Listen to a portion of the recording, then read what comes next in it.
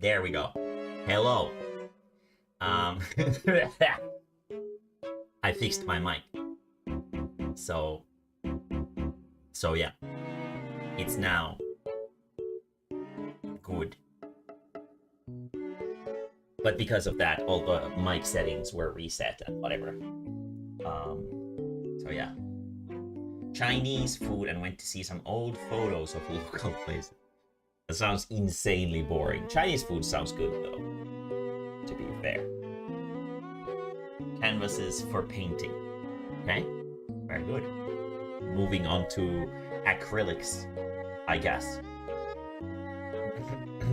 I fucking despise painting. I don't like it at all. I don't even like digital painting. It's like it's like very, very, very like hinkutus kind of art.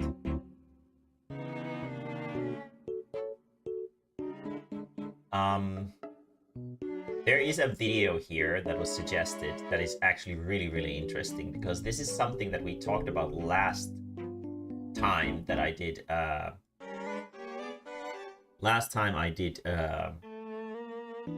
React Andy stream. And it's this one. Homeowners Association. I remember in some context I was asking what exactly the whole deal with this shit is. And people were like, I asked Arcade, I think. And he didn't really know. So I guess we'll learn. We will learn.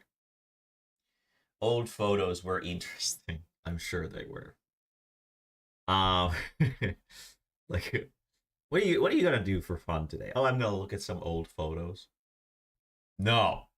That's not something you do to have fun. That's something you're forced to do. God damn. Fuck. Anyway, we're gonna watch some funny videos a little bit before it's work time. Again, the pages for threesome therapy for this chapter are immensely detailed, and the poses are extreme and very dynamic, and the compositions are difficult because it's a battle scene. It's a battle scene. I've been having a good time with the one page that I've finished of the chapter so far. I'm like 60% done with another. I'm gonna finish it sometime tonight. But it's just it is a lot of work. So I'm gonna go back to work after we're done with this little break of watching some funny videos. So yeah. So that's what we're gonna do today. Tomorrow, Tropical Abyss is cancelled because we're missing a person again. Do you guys want to do something on stream or no? Because I don't really know what I would do on Saturday normally. So I'm not exactly sure if I want to stream or not. And since we're already doing React Andy today, it would be kind of pointless to do it again tomorrow. So if you have something that you desperately want to do on stream tomorrow, let me know. Next week, we will stream a little bit more than usual. Not because it's some super special occasion, but because Resident Evil 9 releases. And you can you can bet your pippy or whatever that I'm gonna fucking play that shit. I like Resident Evil is my favorite horror game series easily. I really enjoyed 7. I enjoyed 8. It was really good, but it wasn't as good as 7, I think. I really really liked the 4 remake, and I really really liked the 2 remake. 3 remake was kind of mid. Uh but it was basically just more of the same that 2 was. It was just very short. So with that in mind, we're gonna play some horror next week. So that's gonna be a thing that we're gonna do. Maybe on Thursday, if the game is out by then. I think it is, right? Uh, Store. Let's see here. Uh, yeah, Resident Evil Requiem. 27th of February. So that's gonna be a Friday next week. Okay, so Friday is when we're gonna be playing this. It looks very scary and spooky. Uh, I hope they go to the horror side of things. Oh fuck, that looks gross already. No shit. So we're gonna play this game, and it's gonna be interesting. I guess it's going back to Raccoon City, which is where the series sort of originally started. Where it started in the manor, but Raccoon City is where the zombie incident happened in Resident Evil 2 and 3. So I'm very interested in this and from what it looks like, it doesn't actually require, like, it doesn't have like really crazy requirements for the PC to run. So I don't think we might even be able to play this without Hammer Mae-mae. So so we'll see. We'll see how it kind of goes. But I'm interested in seeing what kind of spooky, scary skeletons await us in Resident Evil 9 next Friday. And then we will keep playing that until it's complete. And probably around the time when it's complete, Monster Hunter Stories 3, the anime Monster Hunter game, will release. And then we will play that. So we will have things to play for the near future, at least. And then I'm gonna play Monster Hunter Stories, and this time, unlike last time, because nobody really gave a shit about Monster Hunter Stories, because it's kind of a slow game. It's like watching someone play Animal Crossing, which isn't really super interesting. But like, nobody watches my streams anyway, so it doesn't really matter if the content is good or not, I think. Um, so we're gonna play through the entire game. I finished Stories 2 by myself off stream, but Stories 3 we're gonna do on stream. Um, Including the number in the name recently. Yeah, 8 was Village. And the VIII was in the VILL of Village. 9 Requiem. Oh, it's the Q and the I. It's the Q and the I is no. It should be IX, right? I don't actually know. Let's see. Doesn't Monster Hunter Story? Oh no. Monster Hunter Stories is different. Let me show you. It's the anime thing. Uh, Store. Monster Hunt. This one. It's like a story-based anime game about Monster Hunter. It's instead of hunting monsters, you become friends with them, and you grow them from babies into adults, and they love you. And then it's like Pokemon, but it's Monster Hunter instead, and it's very story heavy and story focused, very childish, very anime, as we can see here. It's very very pretty, this kind of anime game. So it is a story heavy game. Yeah, I guess the Q is the 9.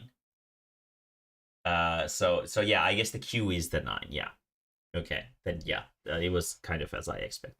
But Monster Hunter Stories is this funny. Oh, there's a Yamatsukami. Oh shit, I had no idea. I wonder if I can have a Yamatsukami baby. That would be great. The only issue that I have with this game so far is that the characters in this game are like these cool anime badasses, like this guy right here. This is the main character, and you can customize and create your own character, of course. But I've had Pain as the main character in all of my previous games, because the previous characters were kind of more chibi, so she worked well. But these ones have tits, so I can't do Pain. So we'll need to figure out who is the next Monster Hunter Stories hero. Pokemon at home, except it's probably a billion times. Yes, basically that. But it's very, very anime. Mutual understanding. The strength of this bond lets riders climb walls, cross oceans, and even fly through the sky, all from the back of a monster. Yeah. It's basically a situations grow difficult, friendship simulator. You can do cool anime attacks with your monster. Taking action together heightens the radiant glow of the kinship stone. Yeah, you have your Pokemon friend who you battle enemies with and use the power of friendship to save the world. That's basically what they all are. So yeah. But it's pretty nice. I'm looking forward to it. I guess you can get pre-order. Oh, but it's not for me. It's for Eleanor. I don't care about her. I don't even know who the fuck she is. God damn. And then there's a bunch of outfits for your cat. There's a bunch of outfits for your cat. I don't know if I need all of those. The armors in the game are great already. So I don't know if I need all of those. It's already $69, and I already need to buy Resident Evil 2, which is also $69. Which is a lot. So yeah. But we will definitely play this one as well. And I'm very excited for it. So look forward to it. And that will be after Resident Evil 9 is done. Because this releases 13th of March. So it's only 2 weeks after the release of 2 weeks after the release of Resident Evil 9. I don't know if we'll beat it in 2 weeks. We'll see. But we shall see. I like how you wrote nice wrong and then you wrote it again wrong, but you deleted the previous message and it still shows in the chat that you deleted the message. It's like the footprints of failure lead to the suspicious person. But I'm very excited for this, and it's just that it's a very slow game. It's probably like a slow kind of explorer, collect grass kind of game. It's like a slow life simulator, basically, with some anime story to the side. So it's not super interesting to watch, I think. At least previously, when I played the second installment of the series, people didn't really care much for it, even though I had a great time. But I'm looking forward to this for sure. And I will stream it, even if people don't give a shit. But that aside, let's learn about these homeowner associations that we discussed last time.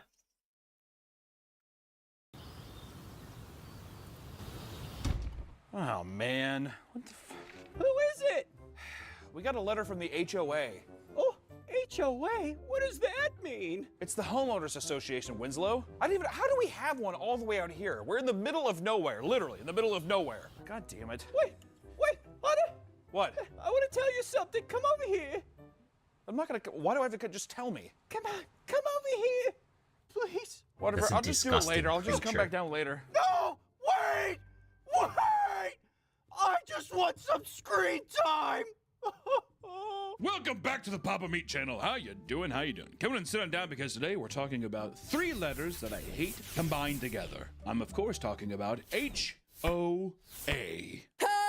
Let me tell you something. Owning a home is something most I feel like HOAs are like a very distinctly American thing. I don't think I've heard of them being anywhere else. Maybe Australia or UK might have them, but it's always in the context of America.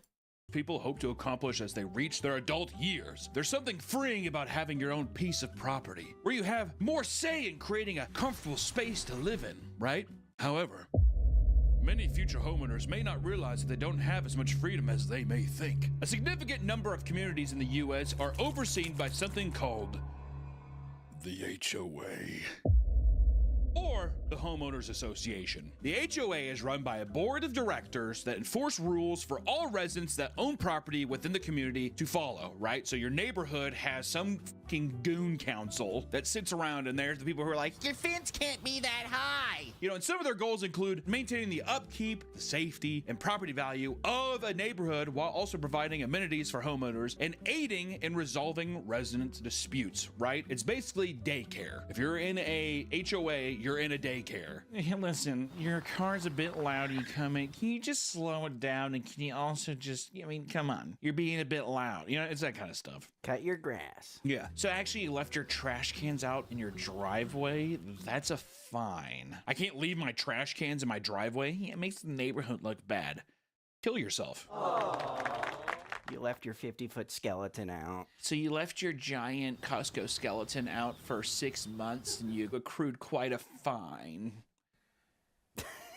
In order to do this, they often collect quarterly, monthly, or annual fees. That's right. You get to pay for someone to treat you like a child. Why? And Why when would they are anyone being pay for operated that? as they were intended, it can result in great things for an individual community, right? However, there are countless examples, if not almost every example, of HOAs that have terrorized residents, often power tripping on the perceived superiority they receive from the board that they are on. So today, let's talk about the dark side of the Homeowners Association. You know, the ghost. Ohio, Goizma! Is that wrong? Listen! Gamer Subs is branching out, evolving. Yes, we've had Gamer Subs, the delicious, nutritious energy drink we have raw meat with. Then they even have V-Card, the game! But now, ladies and gentlemen, we're taking it a step further. We have collabed with Gamer Subs on our own ramen flavor, Meat Sweats. Beautiful, hot, spicy chicken Disgusting. flavor, noodle in the cup ramen. It's delicious. Actually, we got to do some flavor tests and kind of test these out and kind of see which ones were the best. I feel like Papa Meat has that energy of like that 90s, 80s candy that is like a toilet shaped. Like it's like the little thing that has the candy in it is like shaped like a toilet, and it's called like some like angry bowel candy or something stupid like that. And then there's some gross looking character on the he has like that energy to him. He has like that weird sort of 90s 80s gross, like purposefully gross energy to him. Us, and which one that we were happy to put our name on. And look at this, I even got to draw the label. It's like, ooh, Spicy, tongue on top. Yeah, he's Owie, definitely fire. kind of weird. 310 calories. Meal replacement. So please go to Gamer Subs, pick up some ramen today, and use promo code PAPAMeat at checkout to get 10% off the whole goddamn order. Thank you so much, Gamer Subs, or should I say Gamer Soups. And we'll get back to the video. You know, and you're probably wondering this. This is probably the glaring question off the top of everybody's mind. Hunter, how do you feel about HOAs, right? What I got to say is, you know what? Don't like them. Controversial opinion, said no one. The HOA is necessary for, like, if a guy, which you couldn't even do this anyway, I was gonna say, just paints a swastika on his house. The police would be called. They can't do that. This is honestly what I think. If you're in a neighborhood you like and you're like, this is nice, I'm gonna keep my house nice where I can sell it one day and the value of it is only going to increase, but the guy next door painted his house in polka dots and no one wants to live next to the fucking polka dot house. I understand the frustration there. At the same time, if I just spent $350,000 on a house, it should be my God-given right to paint the motherfucker in polka dots. No one should tell me. Also, no one should tell me how tall I want my fence is to cut my fucking lawn. Is it annoying to look at? Boo-hoo, bitch, is what I would say. Or if I was that distraught, honestly, I'd just be like, what could I do? I'm not saying that I advocate for people being slobs, because Yeah, that's like, my thing is that you own the property, so what the fuck do these people come to tell you what you should and shouldn't do on that property? And you have to pay them to bitch and whine about how you're behaving. What kind of masochism is this? Why? No, I'm just saying that, like, there's got to be a better way besides everyone is affected by rules because of, like, some bad eggs. That's what I gotta say. And also, I do think HOAs are just a huge pain in the ass. They can be expensive at times. Like, if you live in a really nice neighborhood, those fees, those monthly fees, it's crazy. Bananas. In Texas, I think we're paying like 150 HOA fees. It's insane. But first, how do people feel about homeowners associations? Residents often complain about the rigid set of rules around the HOA's ability to limit modifications to your house. Even though you own your home, that doesn't mean you are allowed to paint it whatever color you want. The HOA won't approve it because they want the neighborhood to have a similar color scheme. And these types of regulations surrounding your home's visual appeal can impact all sorts of things, like how short you can cut your grass, what type of fence you can build, what flowers you can plant in your yard, That's and fucking much stupid. more, which I think is stupid. And the entire idea is just because it's like, it just keeps the value up. Where it's like, am I not gonna live here for like 25 years? I'm flipping this baby. Listen, buddy, I'm flipping it. I'm a flipper. All right, these are investment properties. Okay, so don't be painting your house fucking polka dots. All right, I'll come at you. That's what I do. I'll buy you. It's always I'll buy about you out money. and paint the house. Yeah, exactly. The guy's like, no, I don't want to leave. I'm gonna buy you out. And this inevitably will result in some anger-inducing situations, like with the father who had to tear down the treehouse he built for his child during the pandemic. Wouldn't you love that? Hey, buddy, I'm gonna build you a treehouse. Thanks, Dad. I love you. Yeah. So actually, no, you can't build a treehouse that's in your yard. To me, I'm like, dude, you. This is getting me riled up. I'm getting like pissed. There's not even an HOA here. I don't have an HOA, luckily. I'm out in the fucking middle of nowhere, and I love it. I love it. It's freeing. The HOA will demand you to make changes to your home to fall in line with their guidelines, and a failure to do so will lead to fees you are required to pay. Seeing as other people are often forced to join HOAs to live in the community in the first place, you may think, what's the worst they can do? Well, the HOA has more power than you realize. In some instances, as late fees pile up, the HOA can pull a lien against your home, which is the right to keep possession of property belonging to another person until a debt owed by that person is discharged. They can basically be like, I own your house. Until you pay your stupid fucking fees, I can own your house. And it's some dickhead down the road who's just why would anyone agree to cherry this? Firebird that I'm souping up. It's like, dude, jump off your house! That's what I want to say. Fuck them. Essentially, if you fail to pay your debt to the HOA, they can foreclose your home to pay it off on top of any legal fees. The legal fees to sue you. Yeah, the legal fees to sue you. And I understand this is a fail-safe scenario for people who are like, I'm not going to pay it, or they're being dicks. You want to be able to boot people out of a neighborhood if you have kids. Also, in some communities, don't you have to be approved to even get the house by the HOA? Ooh, that's a good question. I don't know. I think there are actual neighborhoods where it's like, yeah, the HOA has to prove you. They check your skin color. Yeah, pretty much. I've heard about that. That's a lot of HOAs. I've heard about there are many other serious issues regarding HOAs. Like some of them even still try to get away with racial segregation, the way it was commonly done in the 1960s. Even as recently as 2019, a Florida community discovered that a nearby neighborhood still had Caucasian-only restrictions. Yeah, there we go. There we go. Of course, dude. Those 85-year-olds. I was gonna say, yeah, the retirees. Yeah, there's like fucking Jimmy Buffett Margaritaville on the corner, and like it's hidden behind some like floral, like fake toucans and Read the sign, asshole! Because homeowner associations are run like micro-governments and have a considerable amount of power, it's easy to see how things can get out of hand easily in the wrong hands. Like, for example, when members of an HOA in Colorado called the police to try and shut down a child's lemonade stand due to it being an illegal business. I think everybody's kind of heard of this one, right? They're like, I'm trying to just sell lemonade, and the woman's like, phone shaking. Get out of here! Get out! Well, the worst part is, I think the police had to fine him. They did. Well, they're like, well, I mean, I guess sorry. What a pussy, dude. I'd be like, actually, ma'am, can you come here? And I'm like, I'm gonna shoot you in the chest if you don't go home right now. And my body cam footage is off. This is not even me joking around. I have a fucking Dodge Charger as my car. I will ram you off the fucking road. You can't say that to me. I'm like, I'm gonna bust your teeth out with my fucking gun. That's what I'd say. And then I'd go over and be like, do you guys take American Express? They're like, no. And I flip the fucking table. Yeah, they it's are so like widely. we had, like, when I was a kid, there was one of the neighbors who lived in one of the houses sort of nearby in the apartment complexes, who we called Huutaja Ämmä, which basically translates to like screaming bitch or something like that. Who would, like, when me and my friend, usually not in plural, but be like swinging, using the swings to swing around. She would, instead of, like, she wouldn't come out. She would go on her balcony and start pointing at us and screaming for us to, like, get the fuck away from the swings or something like that. She was fucking insane.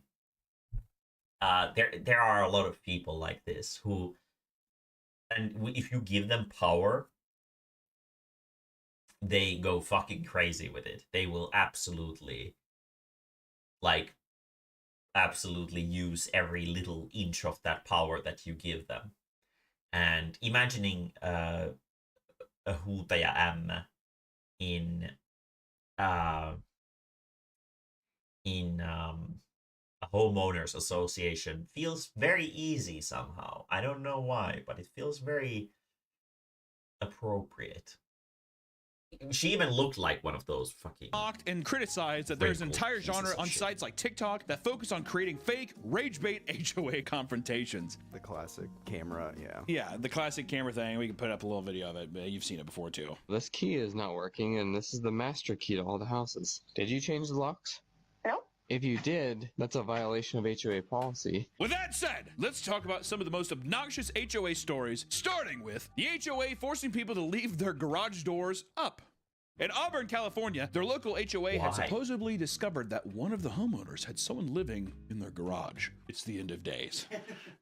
In response, they decided that the best course of action was to enforce a rule that stated that every resident would be required to leave their garage doors open Monday through Friday from 8 a.m. to 4 p.m. Hey, can we make it as easy as possible for burglars to come to my house while that works?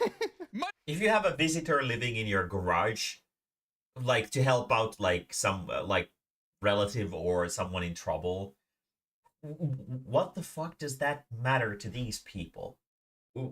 Why? Why? That's fucking weird. That is so, like, nosy and, like, sticking your dick into other people's business. It's so weird. So weird. God, I hate people so much. Like hell, Zoltan, we're learning about homeowners associations. Look at idiots. Residents were infuriated by this because it meant that they ran the risk of bikes, wheelchairs, cars, and any other loose objects in their garage being stolen. Yeah, Those what the fuck is the point of a garage? What the fuck is... Let's remove that point just so that we can make sure that no one, and I mean no one, in this entire neighborhood helps someone in trouble. Because that can lower the property value. It's gonna go on our permanent record that someone's uncle lived in the garage for 6 months. That's not good. That's not good for the sales. Would have to pay a $200 fine, which is probably per day. Yeah, we don't have that here. During the next HOA meeting, the neighborhood voiced their frustrations, causing them to back down from their new rule. I would be like, you know what? If you charge me, I'm going straight up. I'm not gonna say it. Postal? No, I was gonna do more beating people in the mouth and but Dustin. I'm too angry. Yeah. I'm heated. I'm heated because I will say, I don't know if this is a good spot to say it, but I had this one HOA one time. I was mowing my yard and the guy who was the director or whatever of the HOA lived behind me. I was mowing my yard and the guy came out and he's like, you're not supposed to use gas mowers in this neighborhood, right? Oof. And I did. What? He's like, we're basically all Ryobi over here.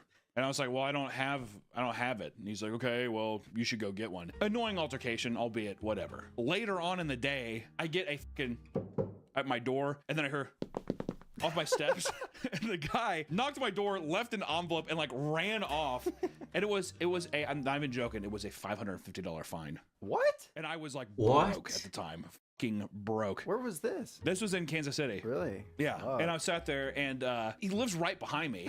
So I like walk around. I'm like, are you serious? He's like, buddy, honestly, I hate to do it, but it's just if you let one person do it, everybody's gonna start doing it. I'm like, it's a gas lawnmower. It's fine. I was like, also, I'm like, how can I get the fucking mower if I have to pay this? He's like, listen, like I said, I hate to do it's like it's that kind of shit. Yeah. It'd always be like weird petty stuff like that. Anyways, I hate HOA so much. Yeah, that's I can fucking imagine thought if that I got a HOA decision was 550 stupid. fine for something like that's fucking small. I would just immediately move out.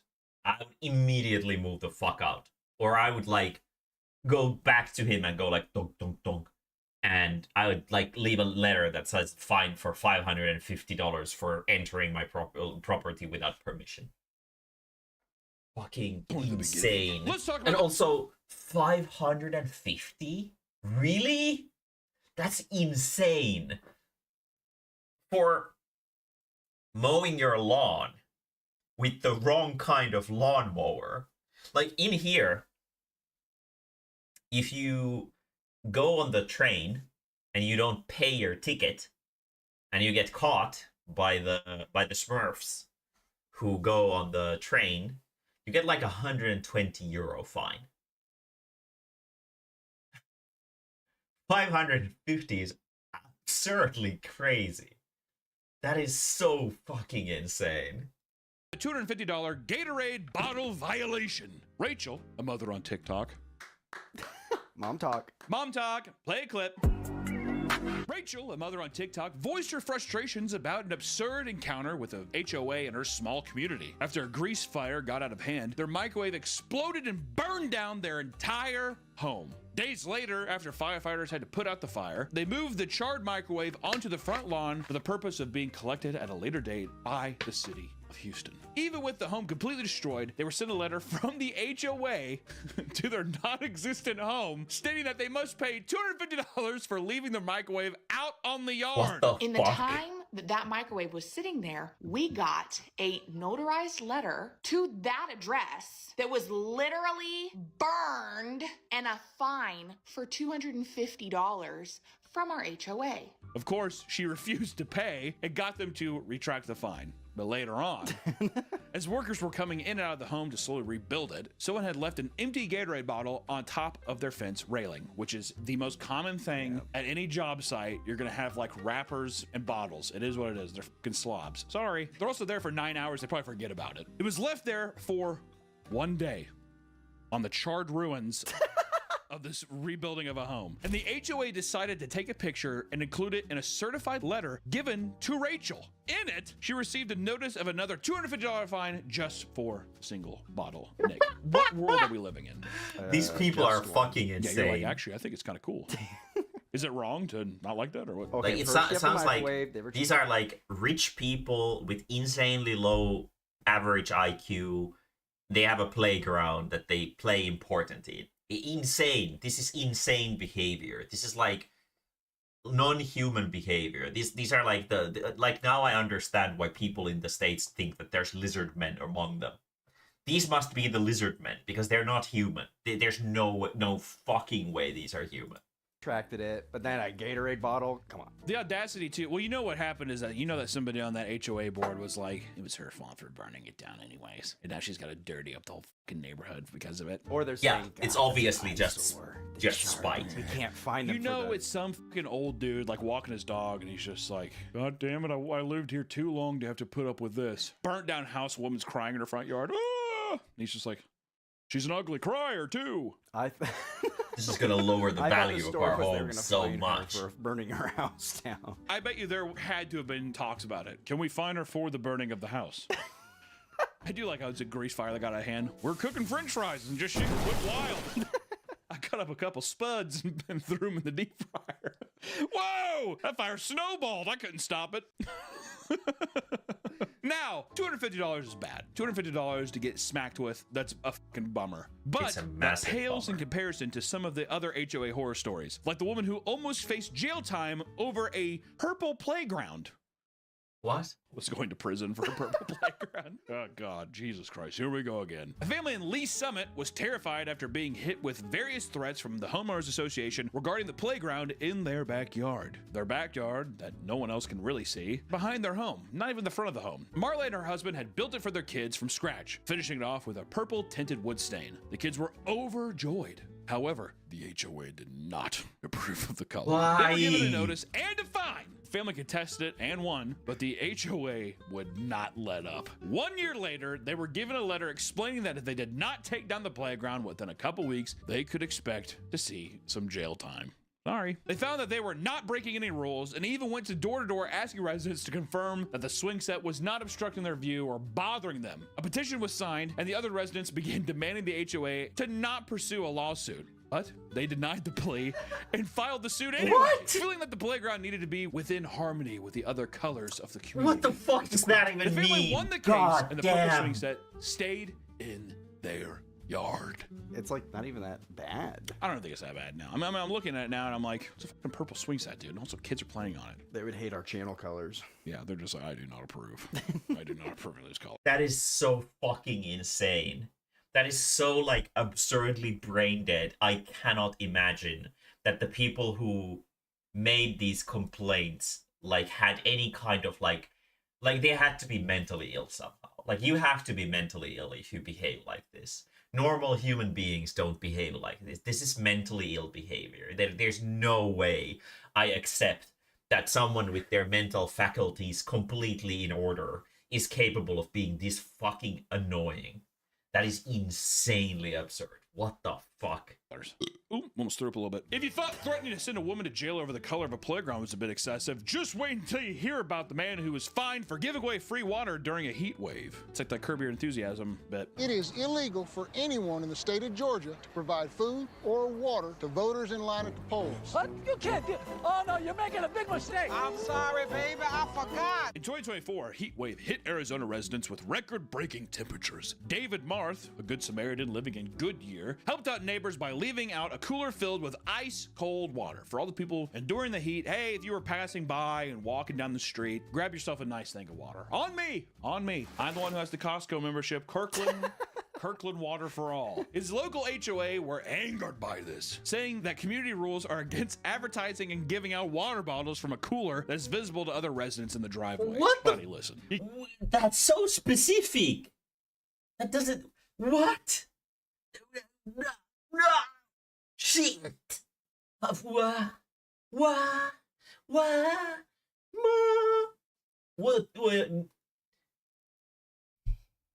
Isn't this kind of like good Samaritan behavior like exactly what Americans usually get the horniest over?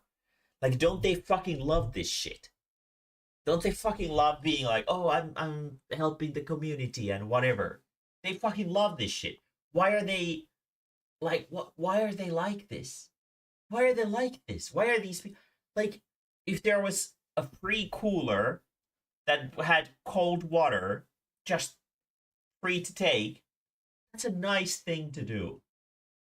Who the fuck is so goddamn stupid that they would complain about this? I wish I could see what these people look like who make these complaints. It would be really nice to see. Can't be promoting Like free what water. the average age and facial structure of a person this stupid is. That's against policy. Essentially, the cooler and the sign cannot be visible when he distributes the water because they need the neighborhood to look visually consistent. I like how it's like you can hand out the water, but we cannot see. That's I cannot fucking take a look at that cooler. stupid. Get that cooler away from me! Because of the weird rule, he was fined $50 a month, and this ramped up to $100 a month after it seemed that David wasn't giving up. Soon enough, the fees reached $475 a month! Obviously, residents couldn't care less about visual clutter of a single cooler being put in someone's driveway. And in fact, many of them were vocally supporting his decision to do so because, you know, I don't know, it's hot and it's free water. Yeah.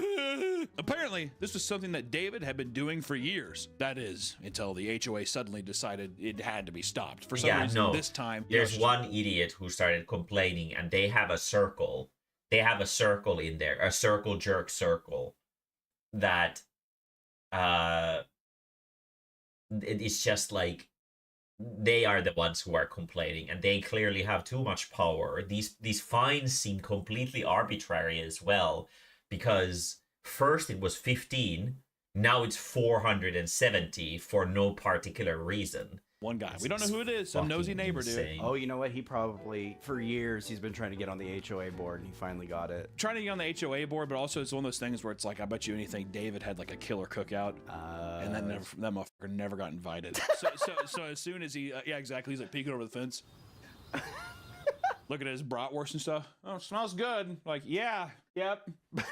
Not inviting him over at all. And then finally, when he gets a taste of power, he had to throw himself on it, dude. He had to enforce those rules immediately on my boy David. But out of protest, David refused to back down and refused to pay any of the fines, despite neighbors offering money to cover it. In an interview with a local Arizona news station, yes, this made the news, he simply stated, quote, just come get a bottle of water. Chill. How sick is that? And have a bratwurst. And have a fucking bratwurst. You know who you are. You know you're not invited. The guy's like, has like a glass of scotch in his house. He's like, David, do you need anything else, master? Sometimes HOAs can greenlight fees that are incredibly cruel, despite insane financial toll it can take on residents. Like when an HOA surprised a homeowner with a $15,000 fee. What do you think justifies that high of a fee before you... The only thing I can think that justifies a $15,000 fee is one, you like destroy someone else's property, something like that. Like if you painted a giant... That makes sense, but you're not paying... something weird where... You're not paying a fee like that to the HOA. You are paying it to the person who you destroyed the property of. The HOA is completely irrelevant even in a conversation like that. It's like painting your house polka dots. Is it annoying? Yes. But at the same time, do I think it really devalues your home? I don't know. I really don't think it does. But that kind of stuff, I think that legitimately, like, you're just hurting everyone. Yeah. Not only is it super offensive, but like you're actually fucking with our money now too. Yeah. You know, which I don't know which one's worse. A TikToker named Britton Brody posted a video where she detailed a horrific situation going on in her community in Orlando, Florida. My ass is never retiring down there, dude. You don't want to go to...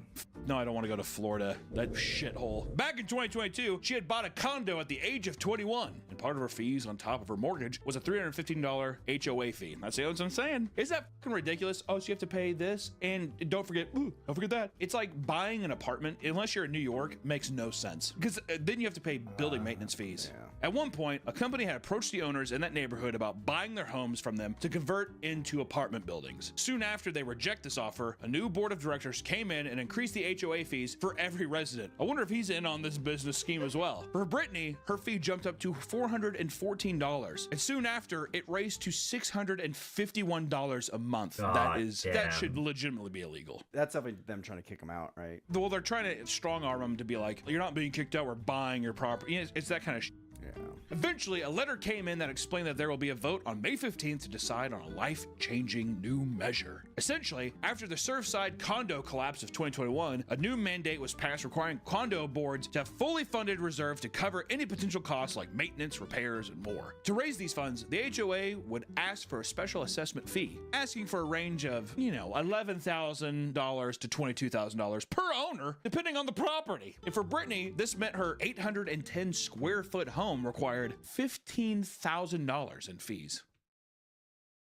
What? This is the kind of person where I'm like, if hell is real, you are going to hell. Like there's no, it's Owners were shocked, obviously, especially after finding out that half of the fee would have to be paid 2 months later. I don't know where I personally would come up with the money. Like, I have a full-time job, I work 40 hours a week, but I do not make enough money to have that much money saved up. With the other half being due 1 month after that. So basically you have 2 months to scrounge up $7,500. And then next month you got to pay the other half. You're cool for that, right? You living in this 810 square foot duplex. You're cool for that? Okay, cool, just making sure. At this point, the community came together and created a ballot with the goal of voting to recall the current board of directors to replace them with actual residents. Why that wasn't done in the first place, I will never know. They also hired an attorney to help look into the situation. The word had gotten out, with her TikTok going viral and local news stations picking up her story. And in the end, the board was fully replaced with people who had an actual interest in looking out for the residents and raising money in a way that wouldn't financially cripple everyone in the community. The fact that this has to go through social media and stuff to get I have no idea. to a resolution for a fact, too, is that those insane. old board of directors, bunch of old people. Oh yeah. I don't know what the f it is with old people wanting to hoard gold before they. What are you gonna do with it? Sleep on it. You might make a little bet out of it. Might be nice. I bet it's made of cash. Smother with her $100 bill pillow. I don't understand when people are like, some 76-year-old guy, I have 148 properties. Sell them. You're gonna die. You're gonna die soon. It's real soon. Generational wealth. It's probably because somebody looks at them and they're like, you're old. You're a fucking parasite. You're a leech on our family. You're a leech on our family. You're a waste of space. You smell bad. You should just die. Lay down and die. If you're old, just lay down and die. Jeez. That's me talking to those board of directors. You know what? Fuck it, all old people. Lay down and die. If we want to take a look at another woman who was hit with an exorbitant fee from the HOA, we could talk about the old woman who was forced to pay $17,000 in fines. Sorry, we just stepped it up $2,000. In 2020, an elderly woman from Georgia named Pat Kramer was in a panic after receiving absurd letters from the HOA. Just a guy down the street sending her dick pics. Oh, send more. Yeah, please send more. I horny. Goddamn, Pat. Look at you. Your lips are sitting there slobbering all over the driveway, Pat. Look at you. Sorry. That's what we call a super soaker, Pat. Send her a Polaroid of her cock. She'll be happy for hours. Ooh. There's no way. This bit went on way too long. Jesus. After living in her neighborhood for 13 years with no issues, a new management company took over and started endlessly targeting her with huge violations and fees. It was me. I was like, how old is she? All right, stack it up and get her out. It started with her trash cans being visible. That irks me the most, dude. Which is hard for her to move frequently because of her age, because she's older than Father Time itself. Next, it was the way her hose looked in her yard, as well as the lawn art. She probably had little gnomes. They're like, write up a ticket. They started asking her to deep clean the outside of her property. She obliged each time to keep things civil, but the late fees started to pile up when she was not able to get jobs done fast enough because she's so old. I can't scrub faster. Here's your Polaroid picture of my cock. Ooh. I kind of missed what the point of this bit was to begin. God damn it, they're doing the fucking... Sorry, I just am easily distracted. Calm down and get to the point. Looking for mine. Be gentle. No, it wasn't that funny. You have to put the gnomes up. Not the gnomes. The daily $25 infraction fee began to pile up, and Pat Kramer was panicking as she tried to make calls to her HOA to slow down the fees as she completed the request. I can only clean and mow so fast. You gotta stop. $17,000. Hang up. They wouldn't absurd. They wouldn't return her calls after an entire year. Please call me back. Who is it? Pat Kramer? No, I'm good. Which, here's the thing, guys. The fees racked up to a staggering $17,000. How many years went by when they were just put it under tab? We're gonna get Pat out of here. We're gonna cripple Pat before she dies. We're gonna cripple this pup before she goes down. Which, a price that Kramer could not financially afford. She hired a lawyer who soon gave her the bad news that the HOA is completely within her right to treat her this way. So she had, did she pay it? It sounds like I was like, she's like, I don't have enough money. I'll pay you a lawyer. It's all I have. He's just like, you're and here's my lawyer fees. And then also I did work for 28 hours on this at $300 an hour. You do that math as well. Oh, no. It's like, don't worry though. I did include a Polaroid of my cock. Oh. Everyone's like, I wish Pat would get the hell out of here, actually. The whole community's tired of Pat. Sometimes even the most minor infractions can lead homeowners down a road of crippling debt. Like with the $40,000 fence violation. God damn, we really are just raising these, aren't we, huh? Yeah. 15 to 17, now 40? Betty Hooker. Ooh. That's not her name. My name's Betty Hooker. What do you think my job is? What is it with him and grandmas? Social studies. What is with him to and construct grandmas? a fence in the backyard in her Maryland home back in 2017, which would cost $8,000. She received all proper permissions from her HOA before building it, ladies and gentlemen. When it was done, she was told that the fence was too close to the community's common area. They had come down and measured it out, determining that it was exactly 8 inches too close. It's so obnoxious. You see it sometimes, but like HOA people like actually bring out rulers. Betty Hooker, are you in cahoots with Pat Kramer? No! Betty thought that this was absurd, and likely the dispute was more about enforcing silly rules over obstructing common community zones. The HOA wasn't going to let this go, however. And months later, after notifying her that they would seek legal action if nothing is done about the fence, Betty wanted them to pay for it, and the lengthy dispute resulted in an official complaint to the county court by the HOA. Betty was certain that the judge would understand how silly this was, right? But she actually ended up losing and was being forced to pay a daily $25 fee that would start from back when the violation was first brought up. What? Yeah. Huh? Well, I like how she's like, this old That man's is gonna know what's fucking up. He's like, insane. it's 8 inches too.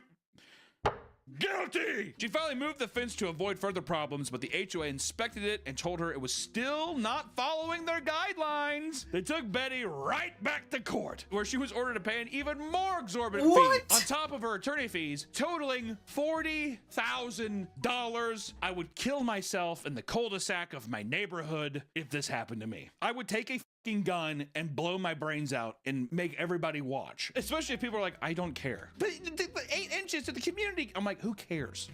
Is it on her property? Yeah, who cares, dude? If it was going into other people's yards, I'd be like, well, that's f***ed up. That's not your property. 8 inches to the, I can't, sorry. 8 inches is huge. Oh, trust me, 8 inches is huge. Like sizes that probably people don't really ever see. Maybe in videos, but not in real life. Betty told reporters about her feelings at the moment. God, who cares, dude? She's like, I feel bad. Yeah, everyone does, dude. Have you heard of Pat Kramer, the Polaroid hound of Florida? And Betty was claiming it was, quote, devastating, mentally, emotionally, and financially. But it didn't stop there, because the HOA wanted to seize her home to pay for the debts. The issue with the fence was becoming more and more This is just trivial. harassment The fence at itself that only had point. less than an inch encroaching into the community's common area. Less than an inch. See, that's more normal, though. Yeah, that's normal size. Yeah. Not So small, no, normal. Not small, I'm just saying normal size, normal. Fortunately, the HOA had broken rules as well. The rule in their governing document claims that the fines were improperly assessed in an abusive way and that the homeowners were not given proper due process. Because of this, the fees were all dropped. Thank God. Yes! Betty Hooker had quite the ending, unlike our girl Pat Kramer. No, she... Pat had to pay that. You think you can drop mine? F off, Pat, and pay it. Okay. In one of the more cruel examples of the HOA's disregard for homeowners, a soldier in Iraq had his home taken away from him. Probably why he was in Iraq. And his wife, too. They took away the wife, too? No, just making it. He probably lost his house and wife. Michael Clower, who was a captain in the Army Reserve in Iraq, returned home in Frisco, Texas, to find that his $300,000 home had gone into foreclosure. His wife, Mae, took care of the 2 kids while her husband was shipped out to Iraq and soon slipped into a deep depression. She was terrified of losing her husband, to the point where she avoided checking the mail in fear of getting news of his death. Because of this, she had missed the HOA's letter alerting them that they had $800 in dues that needed to be paid. Oh God, God forbid. Yeah, so actually you owe us that. So if you don't, we're going to kill you and your family. We're Al-Qaeda. The HOA, we're terrorists.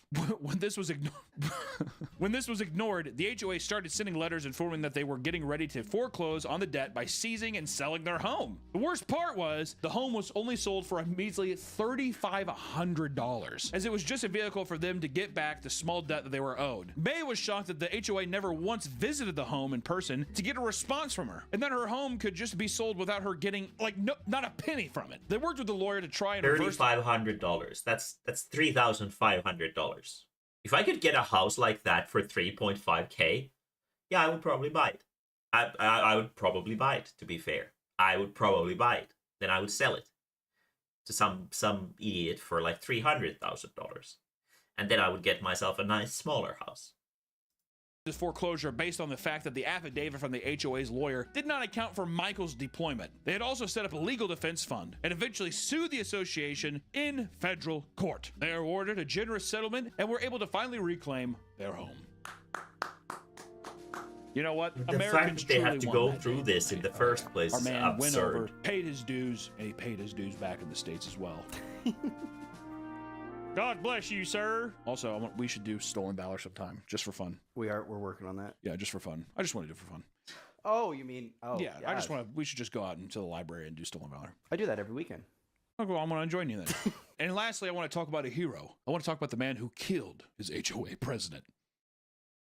And his wife. He's not a hero. What? I take that back. Hugh Hootman is a 75-year-old man that was infuriated due to a simple dispute between him and his neighbors. Apparently, the community laundry room door was left open. Oh my God! 81-year-old Henry Wallace, another resident, confronted Hootman about it and began screaming at him and his wife. Later on, Hootman saw Wallace while he was grabbing his mail from the community mailbox. There, he approached Wallace and told him that he needed to apologize the way he treated the two of them. Wallace brushed it off without responding, and that caused Hootman to lose his cool. He pulled out his 9mm pistol and shot him 2 times in the chest. Okay. I'm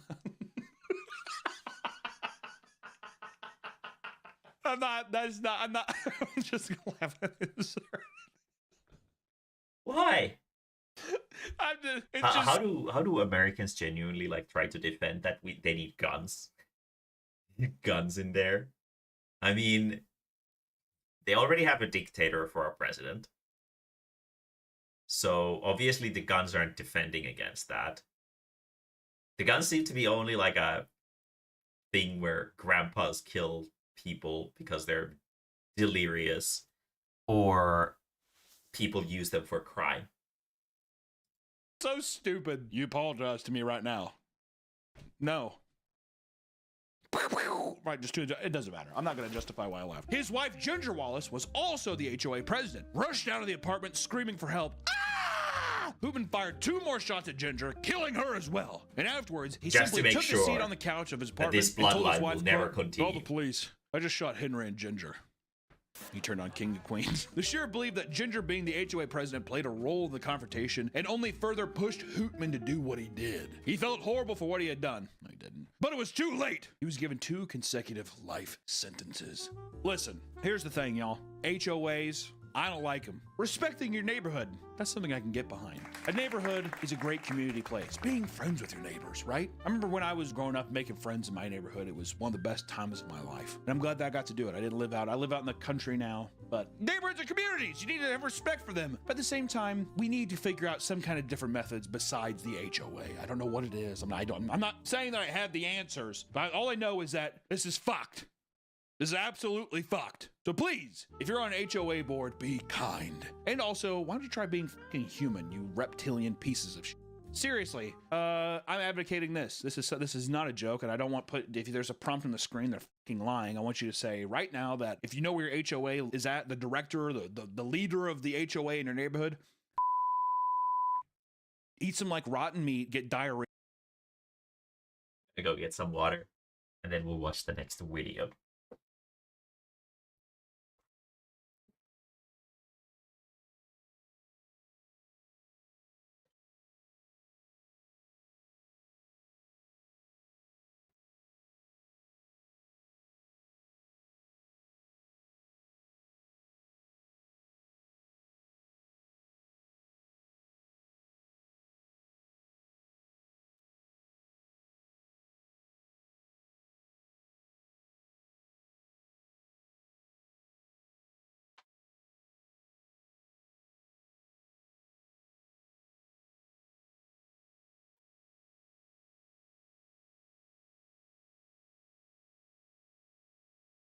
Jail was better home than the one under HOA.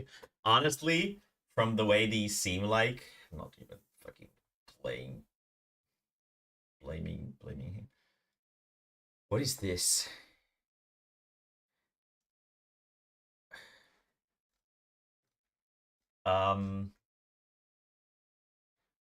I don't know what this really means. The Russian Badger High Impact Constructive Criticism World of Tanks Skulker Auto Tune. That is a fucking word vomit title beyond the word vomit titles. So I guess we'll see what the fuck this is. This is the part of the video where I have to address what Skulker did. Those of you on Twitch already know, and this is definitely the segment most likely to give you brain damage, but it just can't wait. Once we leaned out of the Dicker Max in 131 and into the T-34 in Cromwell, Skulker had a simple offer for Twitch chat. For every 100 bits he was donated, he would turn the auto-tune on his soundboard up by 1%. I know that doesn't sound too dangerous, like it's no big deal, but you watch this next part and you tell me there's a god. I could also increase auto-tune over time slowly. Oh god. No, maybe not. Every 100 biddies, I will turn it up by a percentage point. All right, we're at 15% now. You're gonna max that out so fast. All right, we're going up 20 more percent. This is bad. We're already at 41%. Yo, even your exhale was auto-tuned. 71%. You sound like a fucking Decepticon charging up, bro. What? 71! Bring the pitch back down. The pitch moving, that's just me existing. Is there a way to put Skulker in my head like Master Chief and Cortana? Oh, God. 10,000 bits! Oh my god. And it got so bad that even his power strip refused to listen to that shit and broke off its mounting, shutting down his power supply and crashing his computer in the process. Even after he rebooted and reconnected to voice chat, everybody on Twitch was still hammering him with donations. I hit critical mass, bro. Dude, just died. Hold on, let me turn this back. Can you pay me? Hold on. There we go. Fuck, bro! God damn it. This is so fucking aged because I hear myself auto-tuned. Okay, now I cannot understand you kids. You're fucking all over the place. Why can't you understand me? I don't really This ended understand with how Skulker auto-tune going works full-on in the first hostage place. negotiation and refusing to stop until someone paid a ransom for him to stop. No, $1,000 for me to mute for the rest of the stream, starting now. Don't pay me. Actually, no, I'll take that. The details are kind of buzzy in my brain because hearing all these strange noises in such a high volume maxed out the CPU in my brain, but I'm pretty sure Heavenly lowered his volume on Discord to 0 and then just muted it. Wait, what? Wait, dude, my microphone level is at 0 right That's perfect. That is perfect. No, that's because we can barely fucking hear you. Shut the fuck up. Okay. I don't really understand what that was. But it sure was. Let's see. Let's go. Ate every rainforest cafe in the country. Okay. Let's check this one out. Yeah, it was probably a good decision that you didn't submit the entire video. Even from that, I kind of understand what it was about, but I think I'm missing like some critical context of who these people are and why I should care. So yeah. But I suppose it's pretty funny. I didn't know that auto-tune hurts your CPU that much.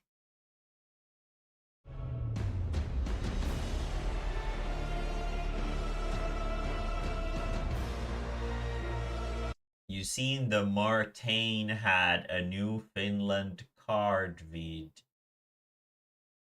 What? What? I what? I don't know what that sentence means. I'm sorry.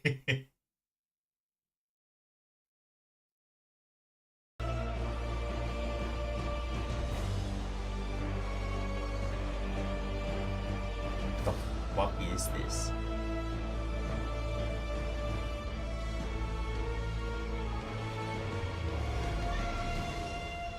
What? Why though? So, you clicked on the video thinking, is this guy actually gonna go to every rainforest cafe in the country? You know, I Technically, believe that there are title- a lot of people who do a lot of stupid shit online, but like, why though?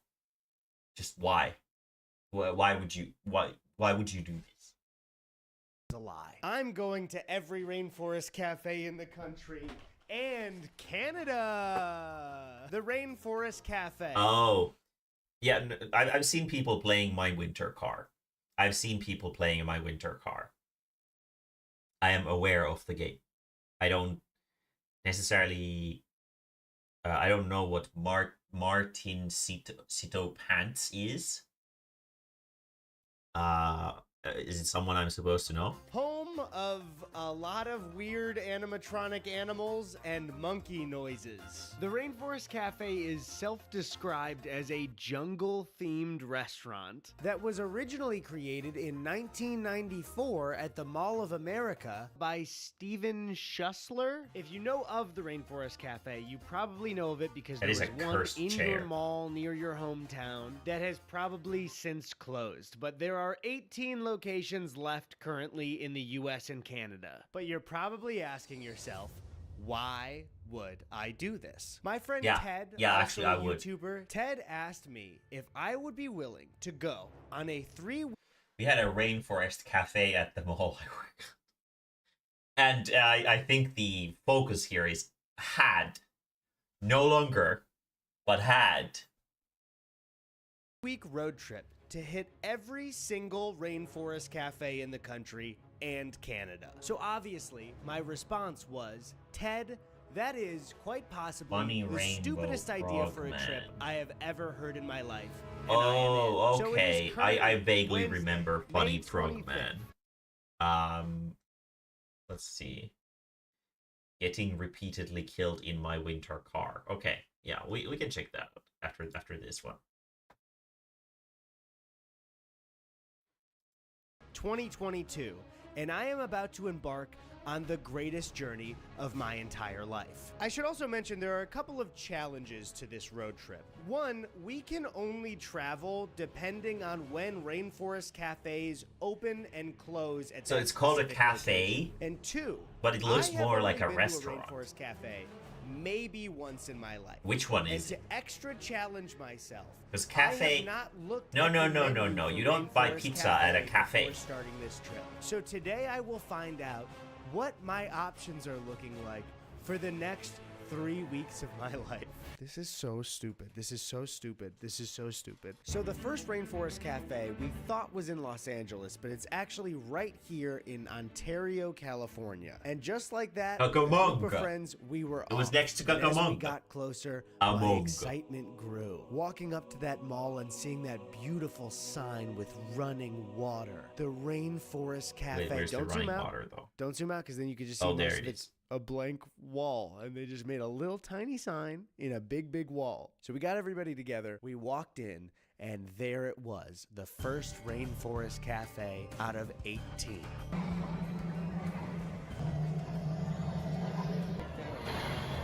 Oh boy, it was something. Monkeys everywhere. So many, I cannot stress how many vines there are in this restaurant. Who As we wants to walked eat in, we at a noticed place these like large this? aquarium pillars that seem to be missing. It's an important aspect of an aquarium. I'm trying to remember. Yeah, what who it's called. wants Fish. to eat Yeah, here? there's no fish. There's a bunch What? of bubbles. But as we were seated, there was only one thing on my mind: the menu. I still hadn't seen the menu, and I couldn't have guessed the things I would read next. We started easy with something like the Rainforest Burger. Okay, That's I not a understand that. cafe. Rasta It's a pasta. restaurant. All right.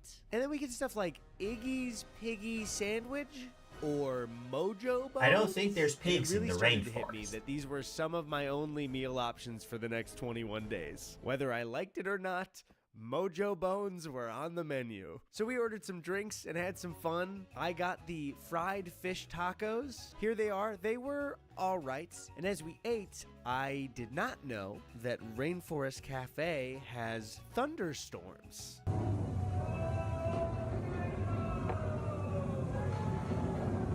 Is it gonna start raining on your food? Yep, those thunderstorms, I believe, happen every 20 minutes. And I Why? will be at Rainforest Cafe a lot. So I will experience these every 20 minutes, most days. And finally, I made a stop in the bathroom, and I could not have guessed what would happen when I walked through that little King of the Jungle door. A full safari surrounding the urinals and urinal cakes. Birds staring at me pee, watching. judging. I couldn't So- escape the someone rainforest, has even if I grown tried. tired of I all was the like fucking Robin eyes. Williams in Jumanji. Now, if the only Jumanji you've seen is the one with The Rock and Kevin Hart, I totally understand. It's sort of a similar scenario, but in the Robin Williams one, he's a boy and his dad owns a shoe factory, and he accidentally gets one of the best workers fired, and then that night he plays Jumanji and gets trapped in the board game in the jungle for so long that that boy grows into a wild Robin Williams. So that's the reference I'm making if you didn't understand. Anyways, The original sorry, Jumanji that was was it for day amazing. one, and we drove home. On that drive, I started to mentally prep for the journey that was about to begin. So it's the morning of. It's really starting to hit me that I'm going to be on the road for 3 weeks.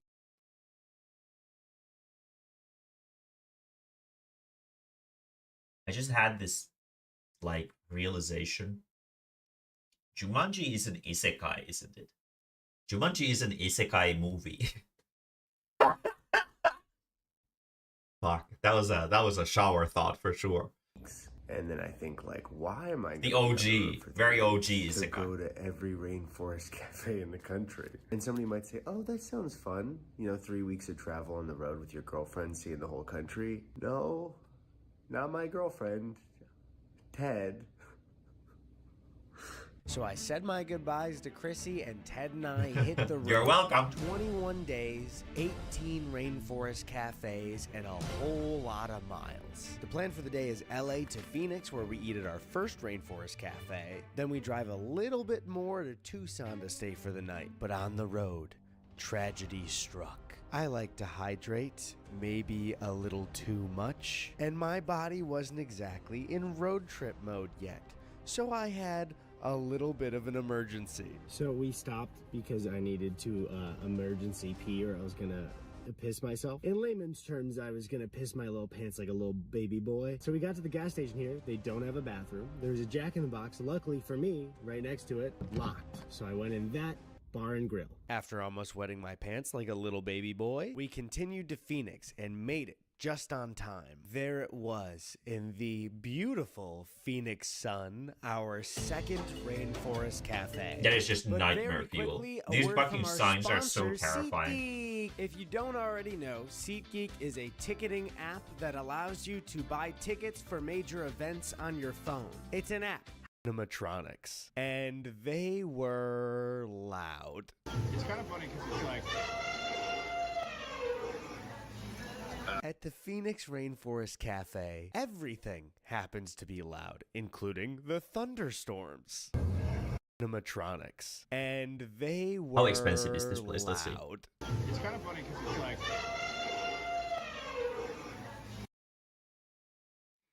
$17.49 for a burger. That's I mean, it's pretty pricey for sure. Mac and cheese is $19.90. Fuck. At the Phoenix Rainforest Cafe, everything happens to be loud, including the thunderstorms. I forgot to mention that yesterday there were 4 thunderstorms while we ate. I'm going to keep a total Rainforest Cafe thunderstorm counter just to make sure we don't miss any. So there were 4 yesterday and 3 during this meal. So we're at a total of 7 thunderstorms already. I ordered the Rainforest Burger, and it was a chain burger, like getting a burger at Applebee's. It was about a 5 out of 10. And the fries were actually pretty good. Ted got That's an 17. appetizer that That's was 17 a fucking mozzarella dollars. flatbread with arugula, and for Rainforest Cafe, this was awesome. If I got this at a nicer restaurant, I would not think so. But for Rainforest Cafe, this is the best thing I've had so far. You know, it was really nice to enjoy a quiet meal at the Rainforest. So we paid and left. seems and just made it over to annoying. Why the Tucson fuck to would sleep anyone for do the this? night, exhausted after a first day. So after the Phoenix Children Rainforest would rather Cafe, go to there Chuck is E. not a Cheese anyway. Rainforest Cafe until Texas, where there are 4: Dallas, San Antonio, Houston, and Galveston, or Galveston. I don't know how to pronounce your place. So we split the drive up into 2 days, first driving to camp near White Sands National Park in New Mexico. We showed up and got this camping spot. I could not believe how beautiful this place was. It was so cool to camp here. Then the next morning, we headed on a 10-hour drive all the way to Dallas. But first, we stopped at White Sands National Park. Look how pretty it is. Okay, that's enough. But more importantly, we stopped at the world's largest pistachio. Look at how big this nut is. Glorious. That's beauty. I can imagine, like, when Yersu said that he likes looking at old photos. It's like looking at shit like this. It's just pointless garbage. Very good. As we moved into Dallas, No, apparently not. Cafe, They are still in I started business. to become very They just closed a lot of confused with locations. the quality of rainforest cafes in this state. Because getting to Grapevine Mills, yes, it was in another mall similar to the ones before. That is a I was penis. shocked to find that there were That is a people penis. there That's a in giraffe Dallas penis. For Rainforest Cafe number 3. I started to become very confused with the quality of rainforest cafes in this state. Because getting to Grapevine Mills, yes, it was in another mall. This is just a straight up cock. There is no question about it. This is just a cock. There's no argument in the universe that will ever tell me that this isn't a cock. What the it's got the balls too. Just because it's giraffe pattern doesn't make it any less phallic. Similar to the ones before. I was shocked to find that there were people there and they were enjoying themselves. They also had fish. Something mysterious and possibly illegal was going on here, and I was sure of it.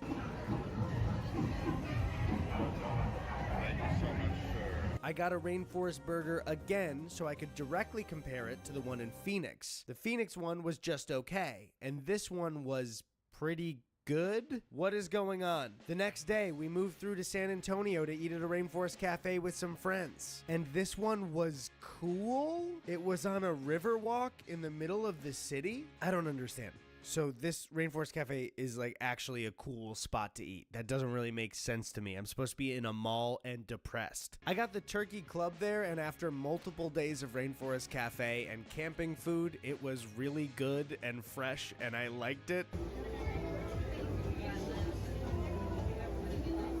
No. So our plan of moving through Texas was going great. We were on our way to Houston until the truck started to make this noise.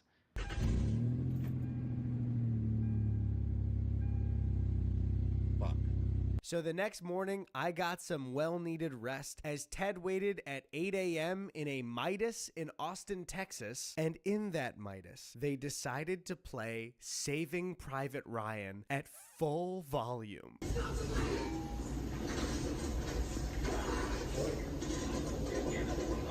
And after the movie, Ted went outside to make a phone call and also update me. And when he came back in, they were playing Saving Private Ryan again.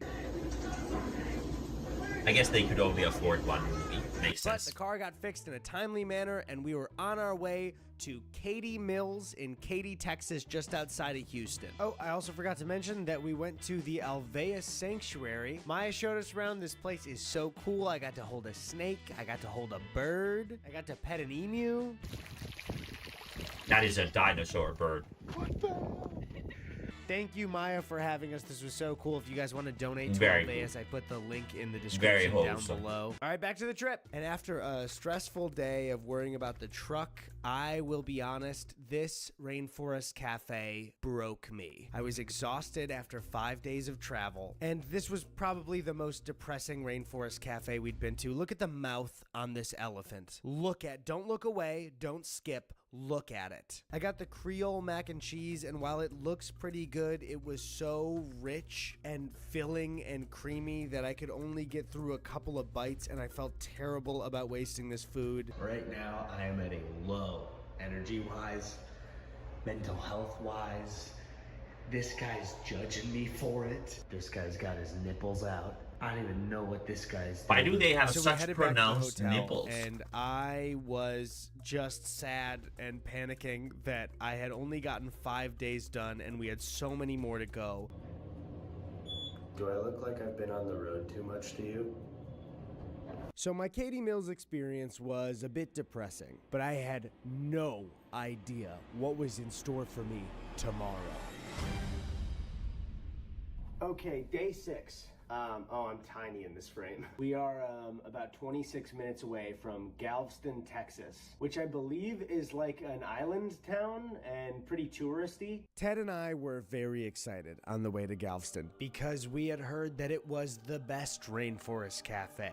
But nothing could have prepped me for the absolute gold standard this restaurant was. This Rainforest Cafe was a full waterfall volcano building directly on the beach. And it did in fact have a separate building next to it for a ride.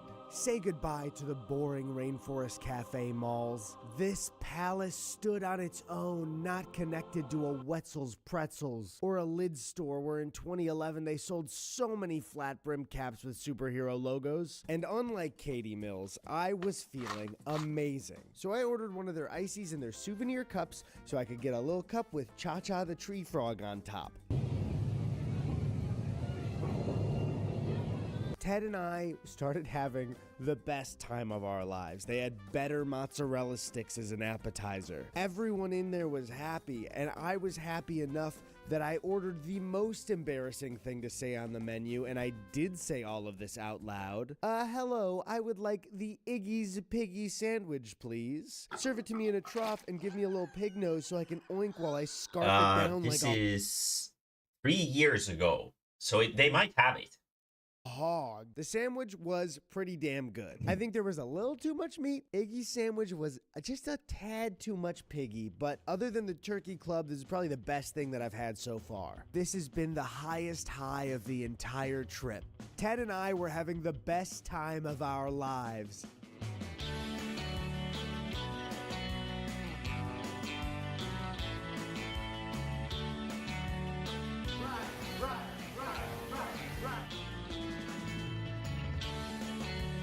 I can see children enjoying this. For sure. But the previous ones? No. No. No. Leaving Galveston was like saying goodbye to a childhood friend. Ted and I had surely been changed for the rest of our lives from this experience. And after that, we headed for the night to New Orleans and walked around Bourbon Street. We had a great time drinking.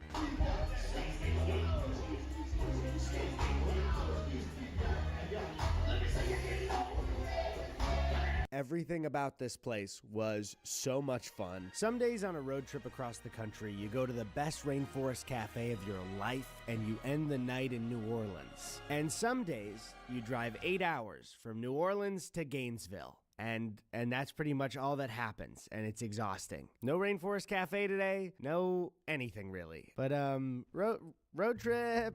So the plan for the day was to skip past the Orlando Rainforest Cafes and I've been on exactly one road trip in my life in the United States. And out of like American things that I've done, that was probably like among my favorite things. It's pretty fun to go on a road trip, especially if you don't have to drive. Just talking stuff, listening to music, looking at the sights, especially since the American sights are like a good bit different from how they are in Finland. So it wasn't a bad time. But I don't think I'd have the energy to go on an 18-day road trip or what the fuck ever these idiots are doing. No, fuck that. go all the way down Florida to Fort Lauderdale. But I can't stress enough, you're seeing a montage of this. I was so exhausted. It was 8 straight days, over 48 hours of driving, with pretty much nothing but sleep, driving, and rainforest cafes. It was like a woodpecker on my brain. I was so exhausted at this point. And it didn't help that the Fort Lauderdale Sawgrass Mills Rainforest Cafe was in another mall. Oh my God, it's another boring mall. Fun. I got the Blue Mountain chicken sandwich. It was fine. The chicken was really dry. But yeah, Arcade drove me to Portland, Oregon. We went there and we stayed there for a couple days. We ate Dairy Queen and went to see some seals. and laughed at how dead the town was. There's like nobody there. And I had some fish and chips for the first time. And while the town was kind of a bummer, the drives were actually pretty nice. I enjoyed the drives personally.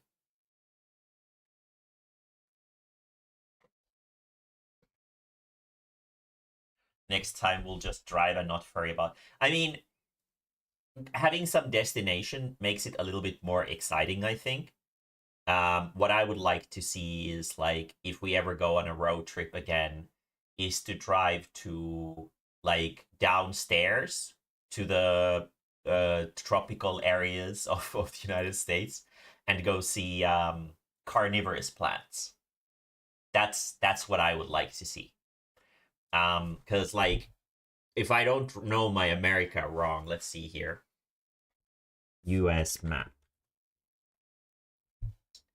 Let's see if I can find, like, a picture with the states. Yeah, here we have the states. See, open,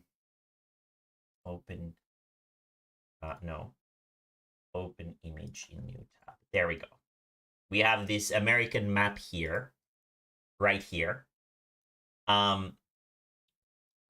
We went from Washington to Oregon. They're neighbors. They're like right next to each other. So that's pretty cool. But right here in California, there's, I would imagine they're probably already like pretty high up. I'll actually have to check out where they are.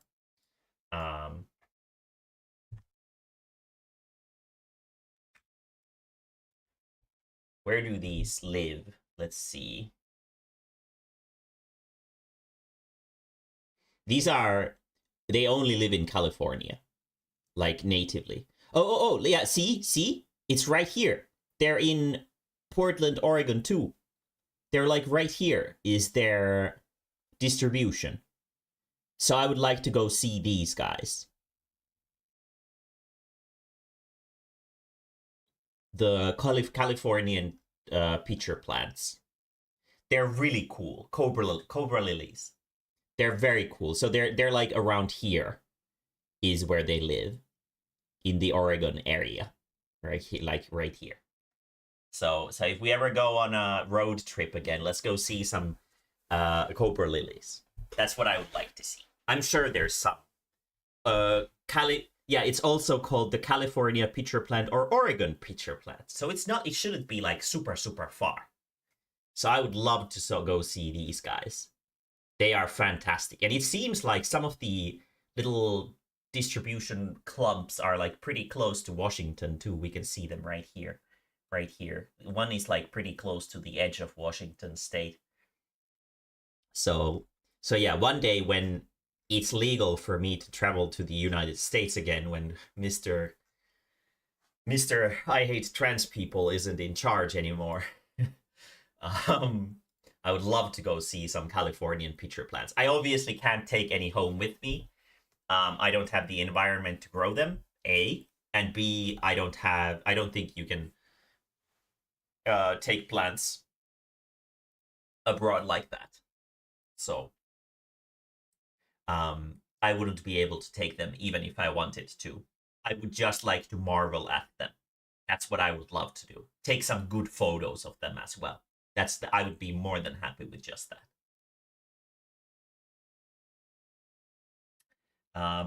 Once went to Hämeenlinna and Iittala with my friend, bought a Moomin mug from Iittala store for my mom, and once we went to fucking some northern ass shell to have a bread and drove back. I mean, there is a kind of like mood. There is a kind of mood when you just drive around, especially if it's not like traffic. If you're just driving down some roads and there's one car every now and then, just going around listening to music, just having a good time.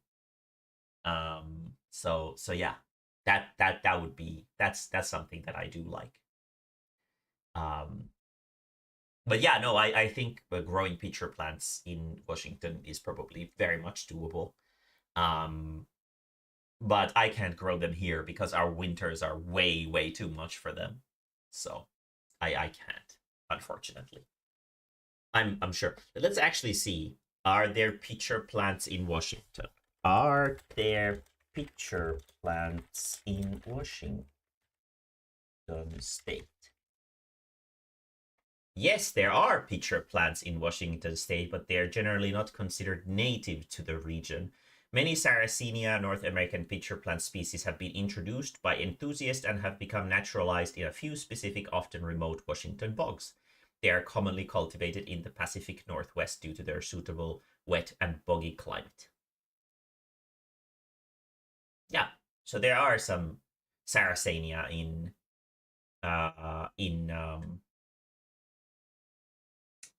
in Washington as well. Let's see.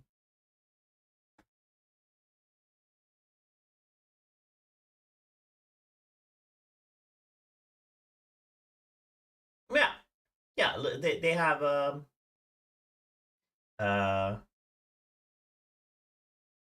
pairing here in the gathering of 4 Washington State herbaceous plants is the amazingly evolved wonder named purple pitcher plant. Yeah, so it's Sarracenia purpurea. They look like this.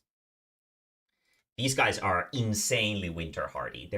I guess they're a little bit small. Let me make them a little bit bigger. They're like this.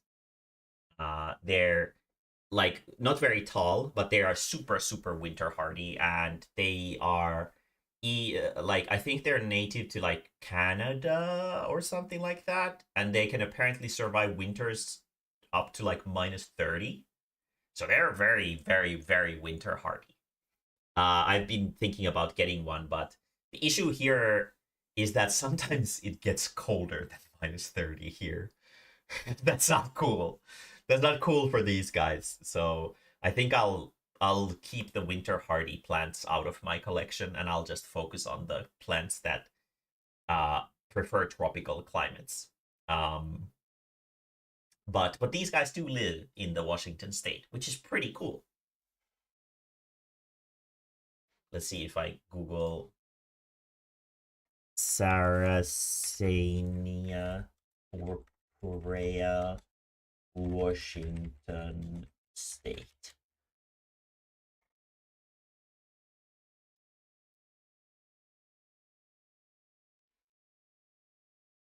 Yes, my plants. There are feral Sarracenia in Washington State. This has let me bring this so you guys can see. I guess this is a video.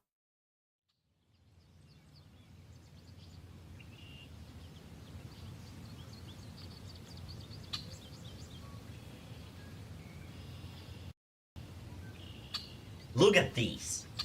They're also hungry. Hungry boys. They're just there, sticking out of the ground, like little trumpets. It's such an exotic and amazing sight. I'm so jealous of the states that they have this. I love pitcher plants. They're my favorite kind of carnivorous plants. And the fact that they just grow there like this naturally is fucking crazy. Because like here in Finland, they are all exotic. All we have is sundews and, well, bladderworts and butterworts, but those are super rare, and butterworts are only sort of in the northern regions. Look at these. The Sarracenia flava, I think, is this species right here. Very common in the States, to my understanding. Beautiful. Absolutely beautiful. Fantastic. There are feral Sarracenia in Washington State. Like, look at these guys. They're just sticking out of the ground. Hungry boys. And purpurea. This is Sarracenia purpurea. He's the very winter hardy guy. Super winter hardy. They are flowering. There's even fly traps. What? Do those survive in Washington State? What the fuck? There are real feral Sarracenia in Washington State. It has been the greatest thrills I've ever had regarding plants. If you got a thick enough skull like me to creep behind backwoods shooting range, a dump, and sneak around off-limit segments of public property way deep in the Washington sticks, you might run into a bog. This particular apparition ain't no regular Washingtonian bootsucker. If you look closely, all along the edges of the spagum hummock are scattered Sarracenia of lava. Yeah, like I said, it's Sarracenia of lava. Big ones, little ones, fat ones, skinny ones, ugly ones, pretty ones. You name it, they got it. Spotted a few perps hiding out there from some remote parts. Yeah, I don't think the... there are also some very localized VFT that establish themselves in between the larger populations. Cohabitation, Drosera rotundifolia. So this one is Drosera rotundifolia of I guess, is the round-leaved sand dew, and this is the one that we grow here in Finland as well. That is a plant that is native to Finnish areas. So yeah, I guess in some remote areas of limits from people, there are some Sarracenia areas in even Washington State, which is awesome. Obviously, we don't need to go bog digging for these guys. I would love to see them in their native habitat, but I would much more like to see Darlingtonia californica. They are so strange. They are only native to that tiny area when outside of cultivation. But look at these. They are very hungry. Looking at videos about carnivorous plants always makes me happy. Very cool.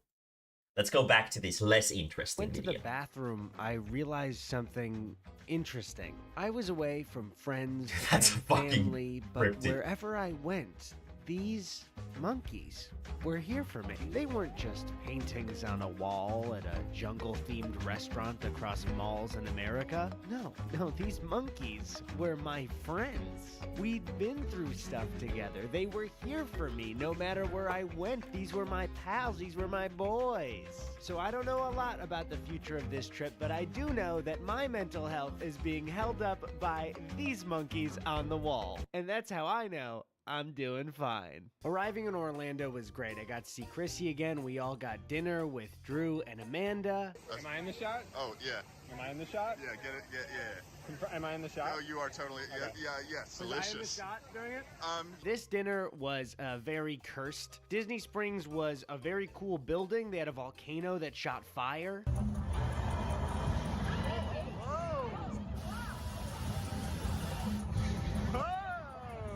And I was gonna get something healthy, but Drew pointed out on the menu that there was a $40 steak, and that usually isn't on the menu, so I bought a $40 steak at the Rainforest Cafe. What is it called when you start trusting your captors? Stockholm Syndrome. Stockholm Syndrome is what it is. Bathroom stalls you can look over was a culture shock just now. Yeah. Mm-hmm. It just happens every time. This happens every 20 minutes. Oh, okay. We also tried a lot of appetizers because we were in a big group. There was a pepperoni flatbread that we were sure was just pizza, and we were correct. Finally, my steak came, and it was actually pretty good. I should note, it was pretty good for what I expected at the Rainforest Cafe. So after a big meal of appetizers and our own entrees, the waiter said, "The next time you see me, I'll have the check." And then he disappeared for 40 minutes. So we sat around hearing thunderstorm after thunderstorm.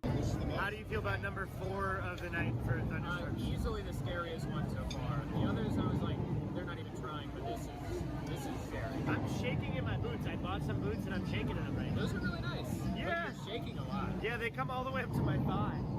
Yeah, I like that. And we were just very ready to get out of there.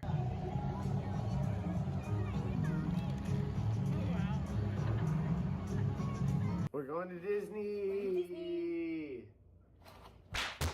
After Disney Springs was the Why would Rainforest people Cafe go to Disney just when they can outside go of see Animal Carnivorous Kingdom, and they Quest? had a breakfast Fools! menu, which means I didn't have to eat the normal menu for a day. We got breakfast sandwiches. They were pretty good. Ted got a Bloody Mary at 9 a.m. before we walked around Disney in the sun for the day. And then we just had fun at the park. And did you guys know that the Animal Kingdom park actually turned the Rainforest Cafe animatronics into like real things that walk around? I mean, the money that Disney has to make these animatronics. Look, it almost looks like it's eating off a tree. It was a really, really fun day at Disney. There's and an actual afterwards, Chrissy giraffe and I there. got to go get Crazy. some sushi, walk around the boardwalk, and I thought, man, this is such a great end to the trip. I had driven so much, we had accomplished a lot, and I just was ready to go home. Sorry, we're only about halfway through, but no, that can't. You must have miscounted. That there can't be more. That's too many. I'm already so fucking exhausted of this Rainforest Cafe, the safari fries. I can't eat a fucking other one. Let me just. That's 1, 2, 3, 4, 5, 6, 7, 8, 9. That's. Oh shit! No! Oh god! Oh god! No! Don't make me keep going. Please don't. There's make still me a couple keep going. left, Please. my Ted is friend. in the shower. We have a big drive today. We are headed to the Nashville Rainforest Cafe. That's number 11. We got 2 days of driving left till we're in New York City. And then we start the final stretch across the country. Once we start that final stretch, I'll feel maybe like I'm, headed home and not trapped doing the dumbest idea of all time. Because I don't know if you watched to this point and been thinking, this is a pretty smart idea. But actually, when you're in it, and it's 3 weeks of your life and you miss your girlfriend and you miss your apartment and your bed and your life, it starts to become, what's the word? Stupid, fucking, dumb, idiot, Dumbo idea. So, Makes on to sense. Nashville. I mean, yeah, it sounds I like misspoke one. in the last clip. This is the 10th Rainforest Cafe, so set me back 1 on the progress bar. I was very low energy. It's the 10th Rainforest Cafe in 12 days, and also 11 a.m. However, Ted was not exactly where I was energy-wise. Oh, fuck. Oh, my God. Oh, my goodness gravy. Oh, my goodness. Hot dog.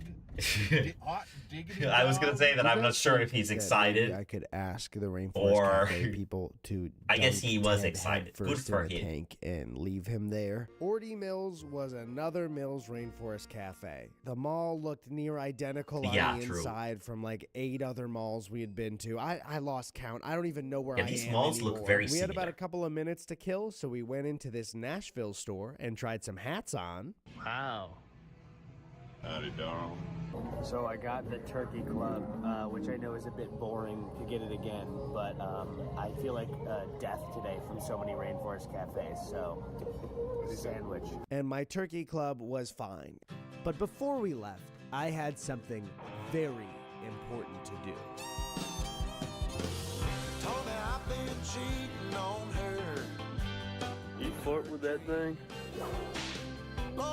Ma'am, do you fart with that thing? I don't mean to be crass, but can I see your mud flaps?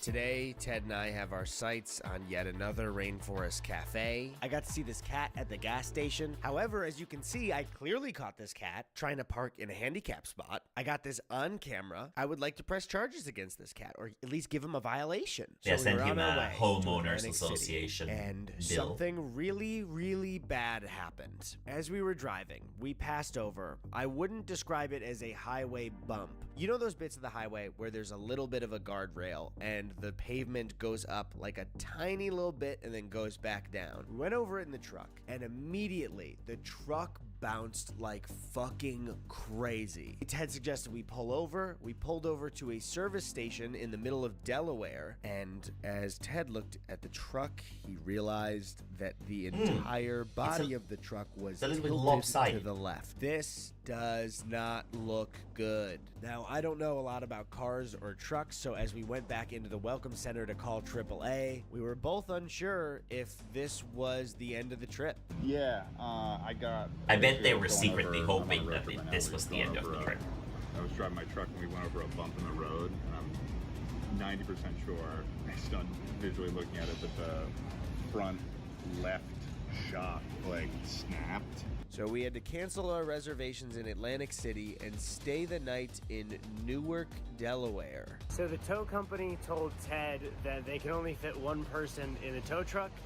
So I'm gonna Uber. I'm out in the rain, but I'm trying to stay dry. As Ted is over there with the Tacoma as it gets loaded onto a tow truck. We're getting the car towed. And now we're splitting up and we're gonna meet at the hotel. Feels a bit weird, but just bye. I'll see you in a bit. Yeah, bye, I guess. See you later. So there's only one seat in there. I can't go with Ted, but it feels weird to just like abandon him at the tow truck and go back to the hotel by myself. This is so stupid. This whole idea is so dumb, and you hear the idea and you're like, oh, that'd be so funny. That'd be so funny if we went on this trip. And then you're on day 13 and you're in the rain and the truck breaks down and you don't know what you're gonna do. I have all my bags sitting here and I will be heading to the nearest hotel. I need to call an Uber or else I'm gonna be trapped at the Biden Welcome Center for the rest of my life. I don't feel very welcome, Joe. Delaware has not been welcoming so far, Joe. Is it to welcome Biden? The truck or is Biden welcoming around you? 2 days, Which one is not it? an option. I'm for us. confused. Miraculously, the truck got fixed that afternoon, which was great. But the opposite of a miracle was us having to hit 2 rainforest cafes in one day, 2 days in a row. Why? So we quickly booked it to Atlantic City. We had This is mozzarella such a sticks stupid and trip. they were fine. All the food is fine at the Rainforest Cafe. It's all just okay. We then drove I all could the way up imagine to Edison, New that Jersey, eating to mozzarella the saddest sticks gets Rainforest old Cafe pretty quickly. I've ever seen. They're great The like employees once at other every month. Rainforest Cafes said this but is the worst one, and you can tell by the this seems like sign a bad time. outside and the mall that it's in. Luckily, we were joined by Jakey and Fritz. I ordered a steak at the worst Rainforest Cafe because I thought it would be funny, and my steak was tiny. Here's my hand for scale, and it was Damn. also super dry. Shout out Wayne Gretzky.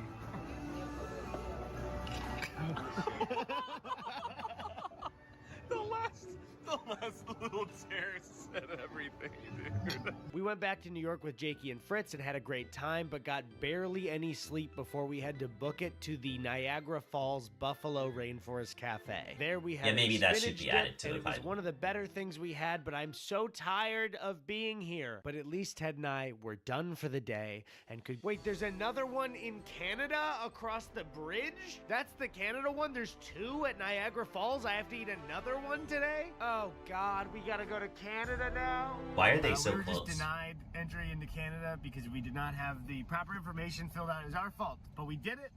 And now we're doing round 2, baby. This is so much effort for such a My stupid sanity thing. is hanging on just by a thread. So lucky for me, the Canada Rainforest Cafe at Niagara Falls was pretty good. Apparently it is the only privately owned rainforest cafe, and they had a shark in their tank. Ted and I had front row seats to these gorillas.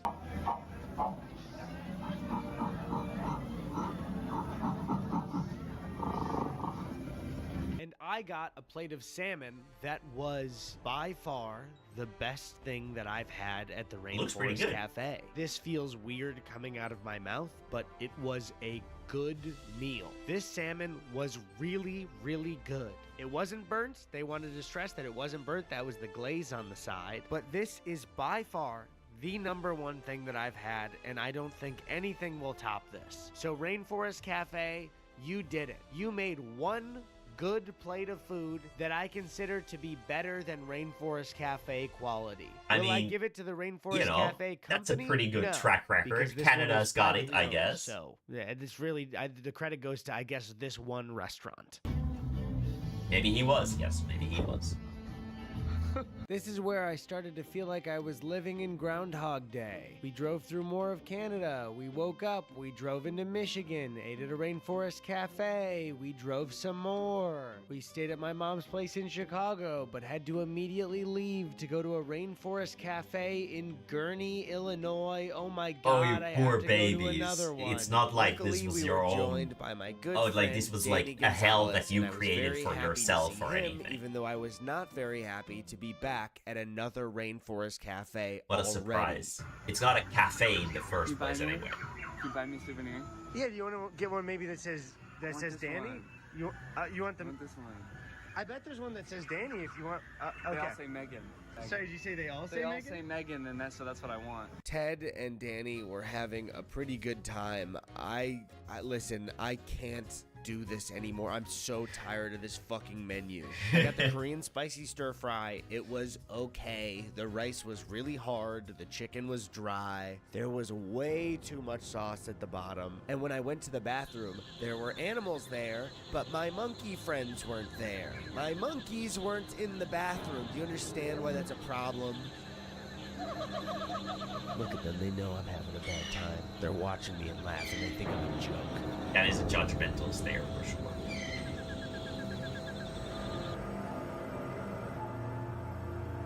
Ted and Danny were having a blast. I can understand it for Danny. This is his first Rainforest Cafe. Ted, however, how is he enjoying this? This is number 16. So then we said bye to Danny. It was really good seeing him and headed for another Rainforest Cafe. The next Rainforest Cafe at Mall of America is the original Rainforest Cafe. Oh. The reason for all The of OG. this. And after Does driving it hold up? 5 more hours, we finally arrived at the original source of the Rainforest Cafe. This was my final boss, because every Rainforest Cafe that has ticked a full year off my life has been located in a mall. And not only is this the original place, it's the biggest mall there is in America. This fucking Rainforest Cafe stood for everything that was standing in my way from going home. We came up on the sign again, and look at them.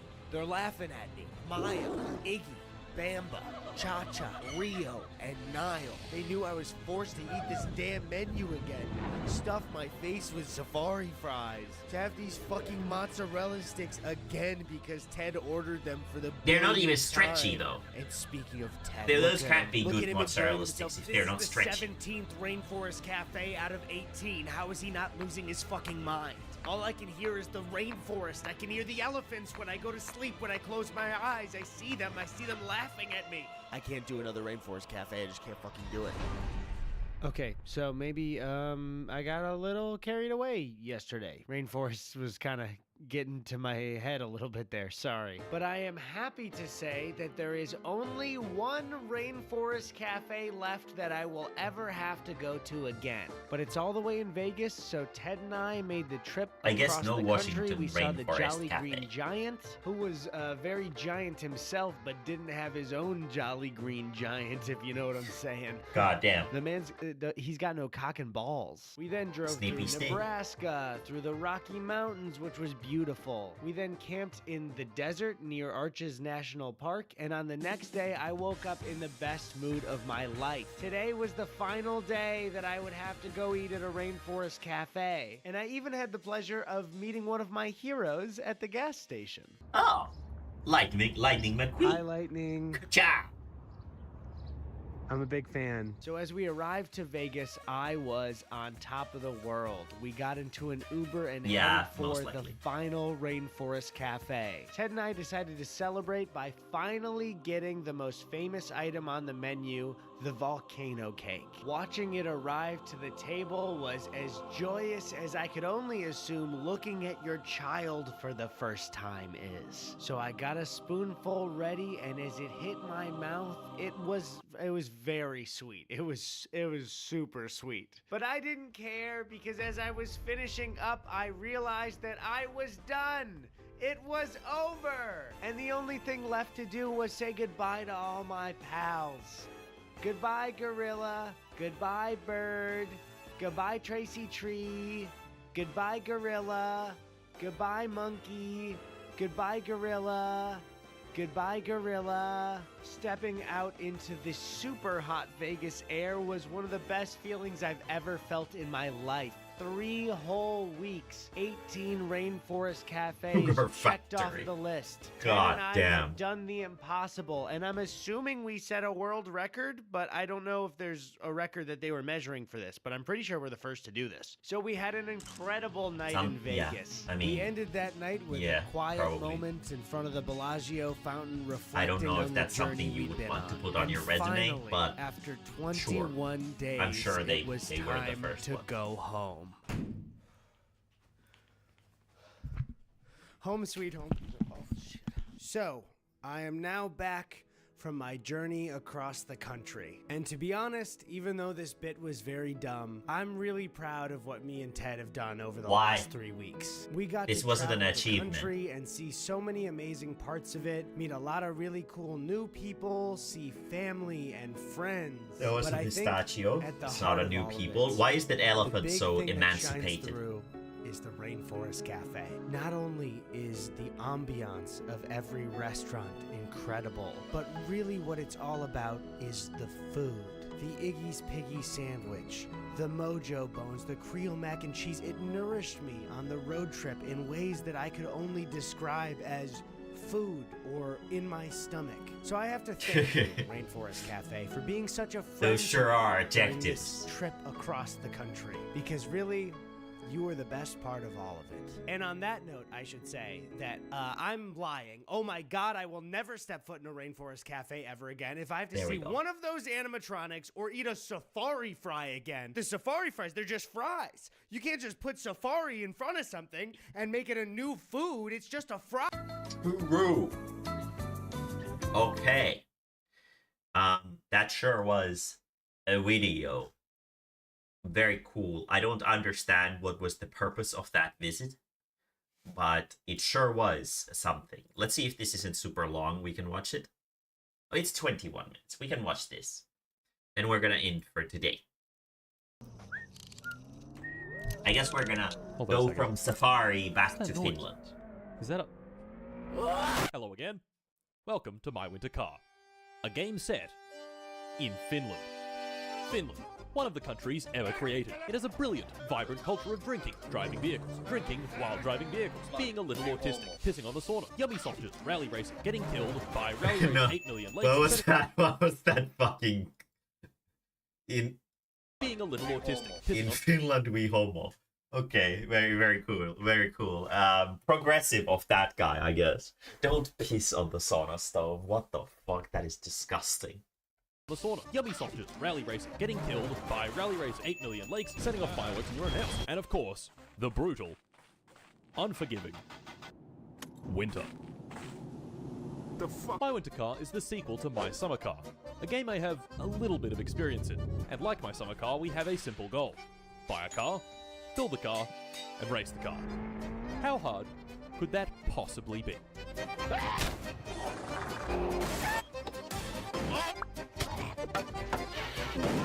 So, let us begin. 1999, Finland, Perijärvi, apartment number 6, Monday, 9 a.m., attempt 1. This is where I found myself a few weeks ago, when I launched my winter car, named myself the incredible, illustrious, Florbo, turned on permadeath, and began. Immediately I noticed I had not started at my parents' house in the middle of the lake, but in the apartment in town. Clearly, this was my apartment, with beer bottles strewn all over the floor, and a few subtle urine puddles that really elevate the feng shui of the living space. For this run, all I wanted was to get the car running. This car, the Chorus Revette. So how do we do that? Well, a good start would probably be finding the car. But the car wasn't over here, or over here, and it definitely wasn't in here. What the fuck? I couldn't find the Revette, but I could find the sorbet. Okay. I mean, this My happens humble pretty daily often driver here. that kind of, a little bit, sucks giant donkey balls. After scraping all the ice off the windows, I started her up and began Yeah, exploring that when happens. I came across. Scraping ice off the window when it's like... When it's been like a season of warm, cold, warm, cold, warm, cold, and the moisture that the sun melts turns into ice, and then you have to scrape it off the windows is absolute fucking nightmare. It is the worst. It's so like... It's like scraping a chalk on a chalkboard, but ice. Not cool. It's Timo's slow pub. too. Timo's Bob! Timo! In my summer car, Timo's was our primary source of food and supplies. And Timo. But in my winter damn, car, he's his store staying. has been put out of business by a new player in town. About 100 meters down the road, a 24-hour service station, Pisk. Yo! Peräportti. That means Wow. like the rear gate, which I'm guessing is a butthole joke.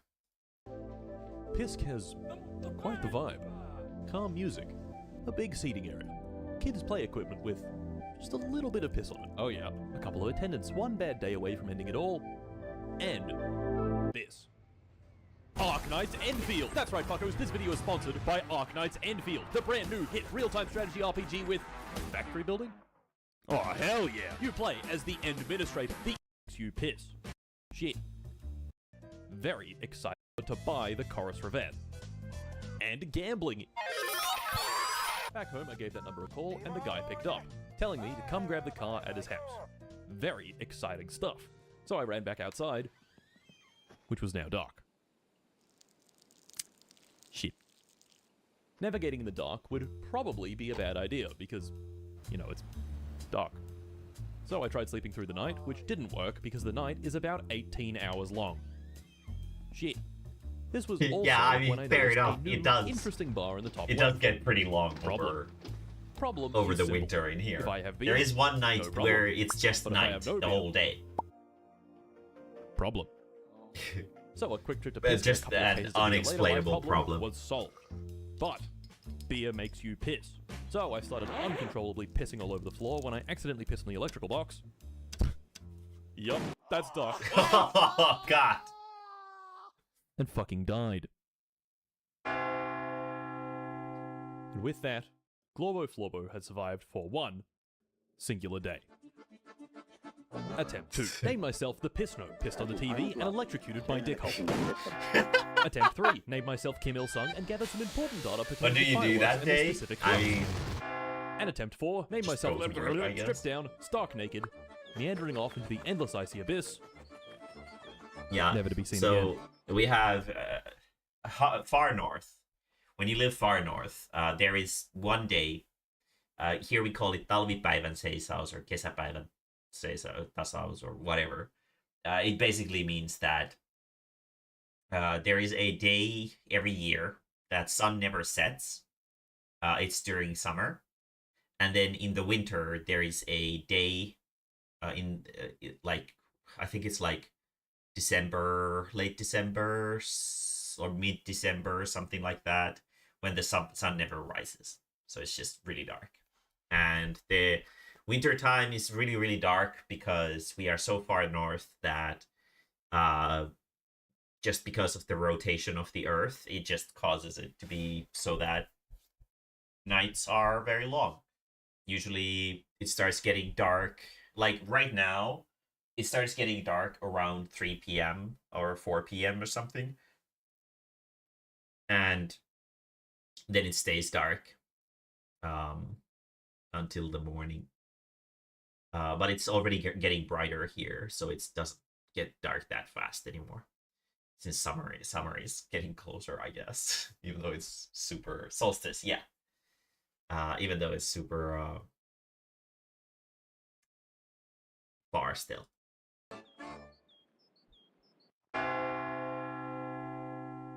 Which leaves us at attempt 5.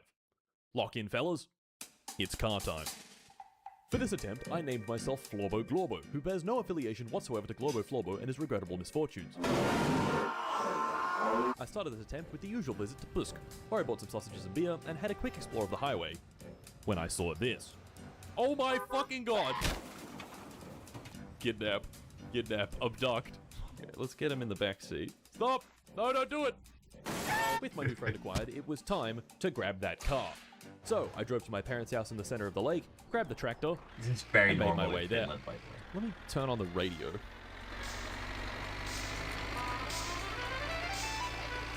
Bacteria music. Once I arrived, I paid the 500 bucks, listened to the guy yap for about 5 minutes Bacteria straight. music is a genre I've never heard of before. Take all this stuff. Shut up! Shut the fuck up! And the Chorus Revet was mine. Now all I had to do was a bit of high-impact sexual tractor violence, and the Revet was home. But we've got a problem. This is just the car's chassis. That's it. No engine, no suspension, no wheels, just this. If I wanted to get the car running, first I would need to find all the missing parts, and I would find them in here. This is a classifieds magazine, Think Craigslist or eBay, but analog. It's got all sorts of listings like this box of 5 car parts, this epic frog purse, 10,000 wasps, and the soul of a Lithuanian man harvested in 1972. This sounded like a great way to get our missing parts, but we've got 2 small problems. Firstly, how do we keep track of which parts we've already got? This one's easy. Spreadsheet. Problem 2, buying these boxes of parts costs money.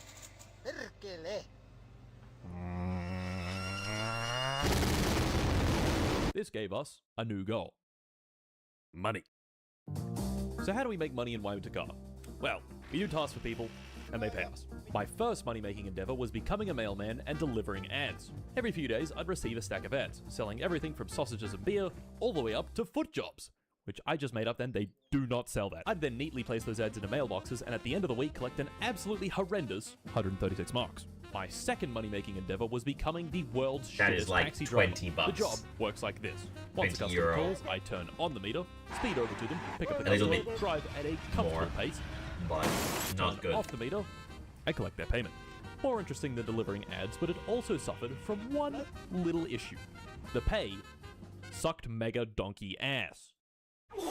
So, let's try something a bit more profitable. I know, homebrewed illegal moonshine. Add 1 yeast, 6 Makes sugar, and a sense. bunch of water to this bucket. Seal up the lid and wait several days until it stops going like... This is kill you. Spelled like this. In my summer car, we sold enormous Kill volumes you. of kill you Okay, that to makes this guy. sense. And nothing bad happened afterwards.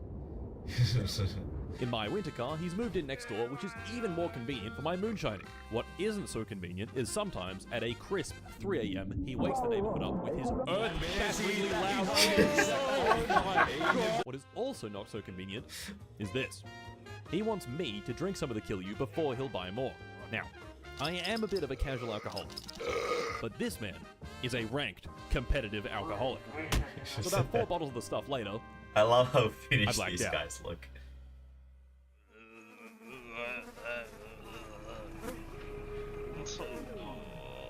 Maybe we should try something else. How about selling firewood? People need to heat their house, otherwise they freeze to death. True.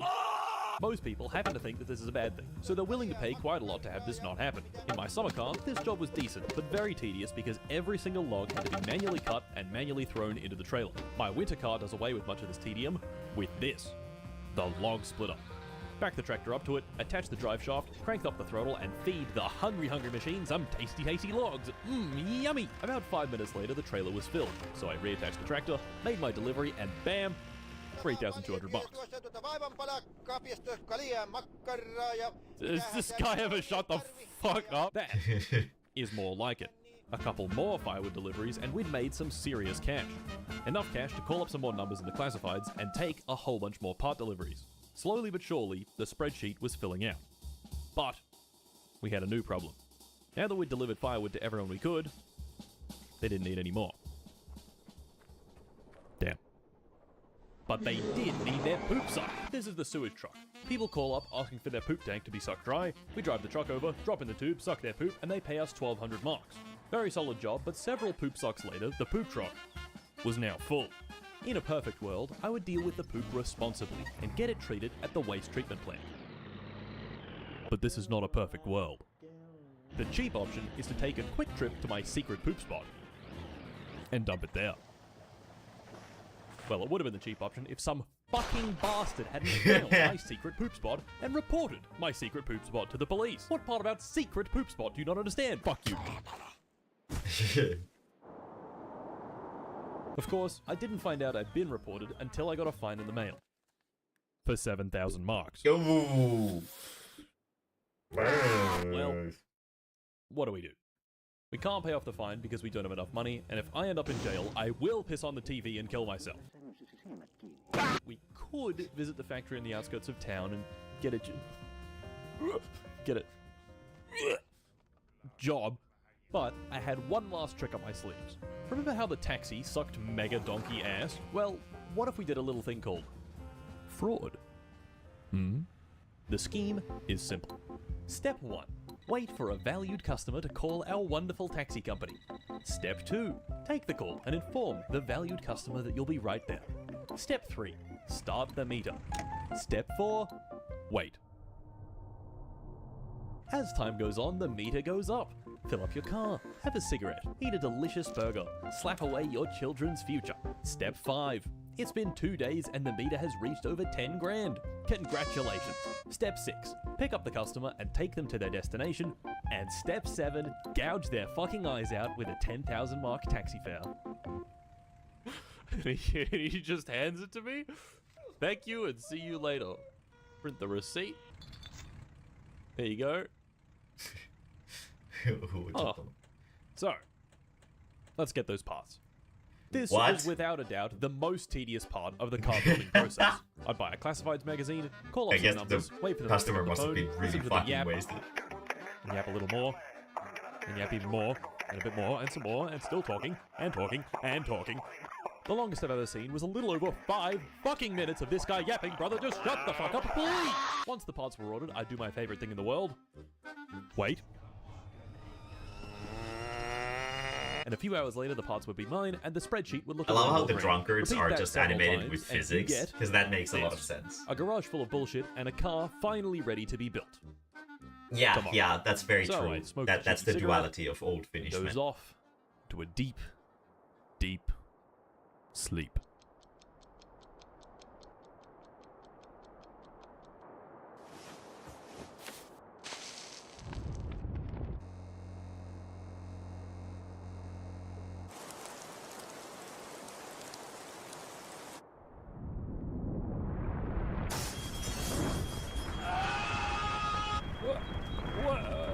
My fucking house is on fire. What happened? What? No. Fuck. Fuck.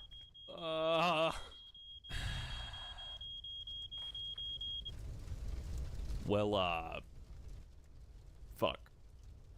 Luckily, the house fire only burns down the house and leaves the garage.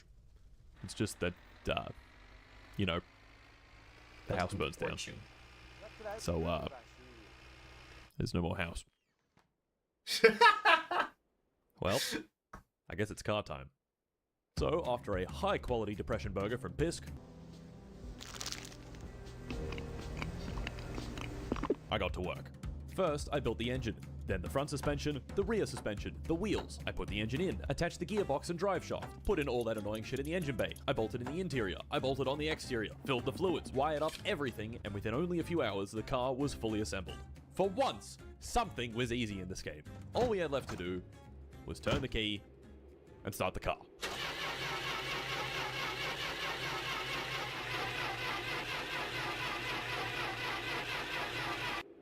Sounds like a horse laughing at you. Fuck. Troubleshooting a car follows a simple logical process. For an engine to work, it needs 3 things: air, fuel, and spark. If we're missing one, it's not going to work. Let's start with fuel. Fuel comes from the fuel tank, into the fuel pump, into the carburetor, gets mixed with air and ignited in the cylinders. The fuel pump was fine, the carburetor was fine, the rockers and pistons were fine, even the exhaust was fine. But then, I noticed something. This is the camshaft. It has these little lobes on it that control when the engine's valves open and close. And this is the crankshaft. It's the part that turns the up and down of the pistons into round and round. If the crankshaft and camshaft aren't aligned properly, then we could be opening a valve while the piston is in the way. So how do we know if they're aligned? This little notch on the crankshaft gear needs to be here, and this little arrow on the camshaft gear needs to be here. So I realigned everything, tried starting the car again, and it didn't work. Okay. Spark. Putting the key in the ignition completes the following circuit.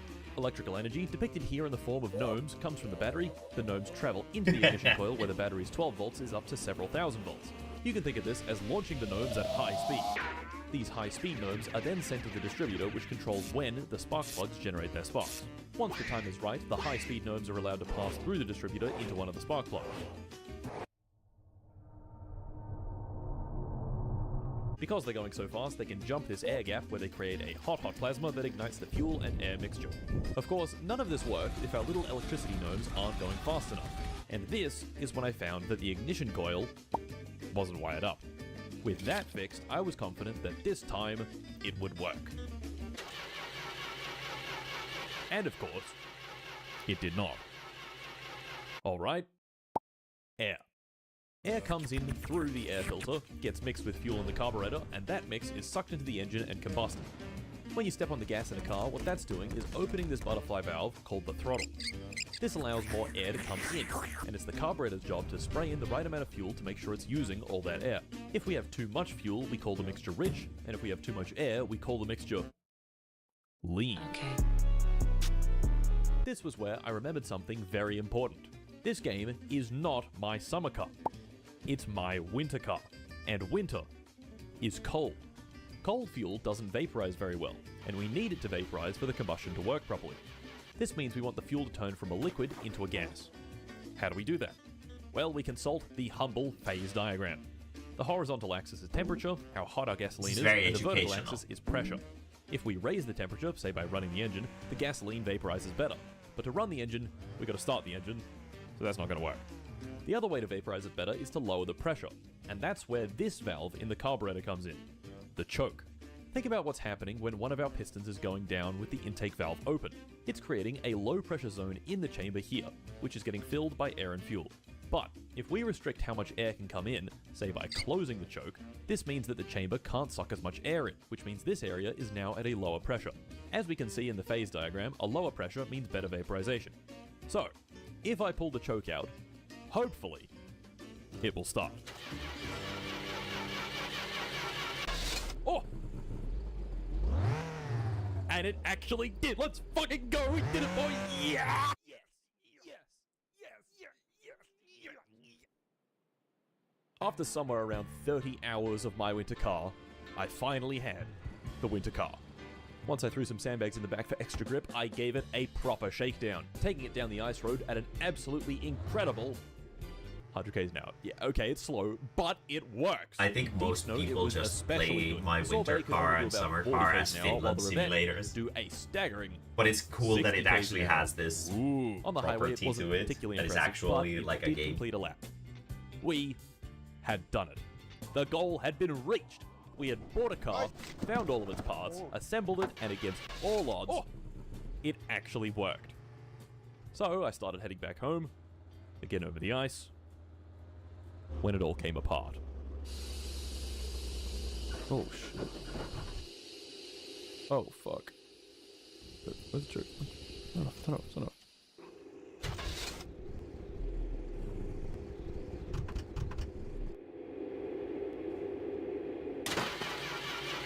Uh-oh.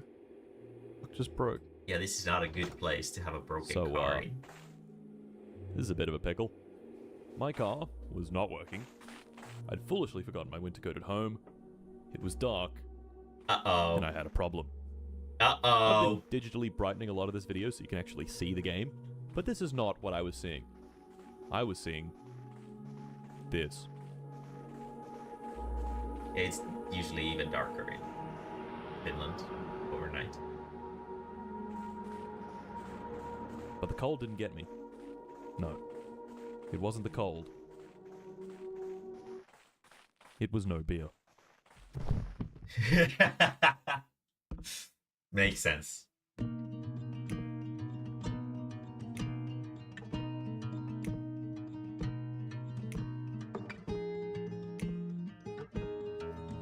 What a tragedy. That is like a Finnish man cannot survive without beer. So, you know, if you don't have it, it's gonna be lethal, unfortunately. But anyway, I'm gonna end the stream here for today. I'm gonna go do some work. Finish work. So that I don't have to do any over the weekend.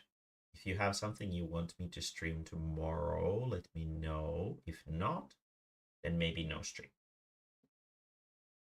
But yeah, I will see you guys again later. I will go do some work.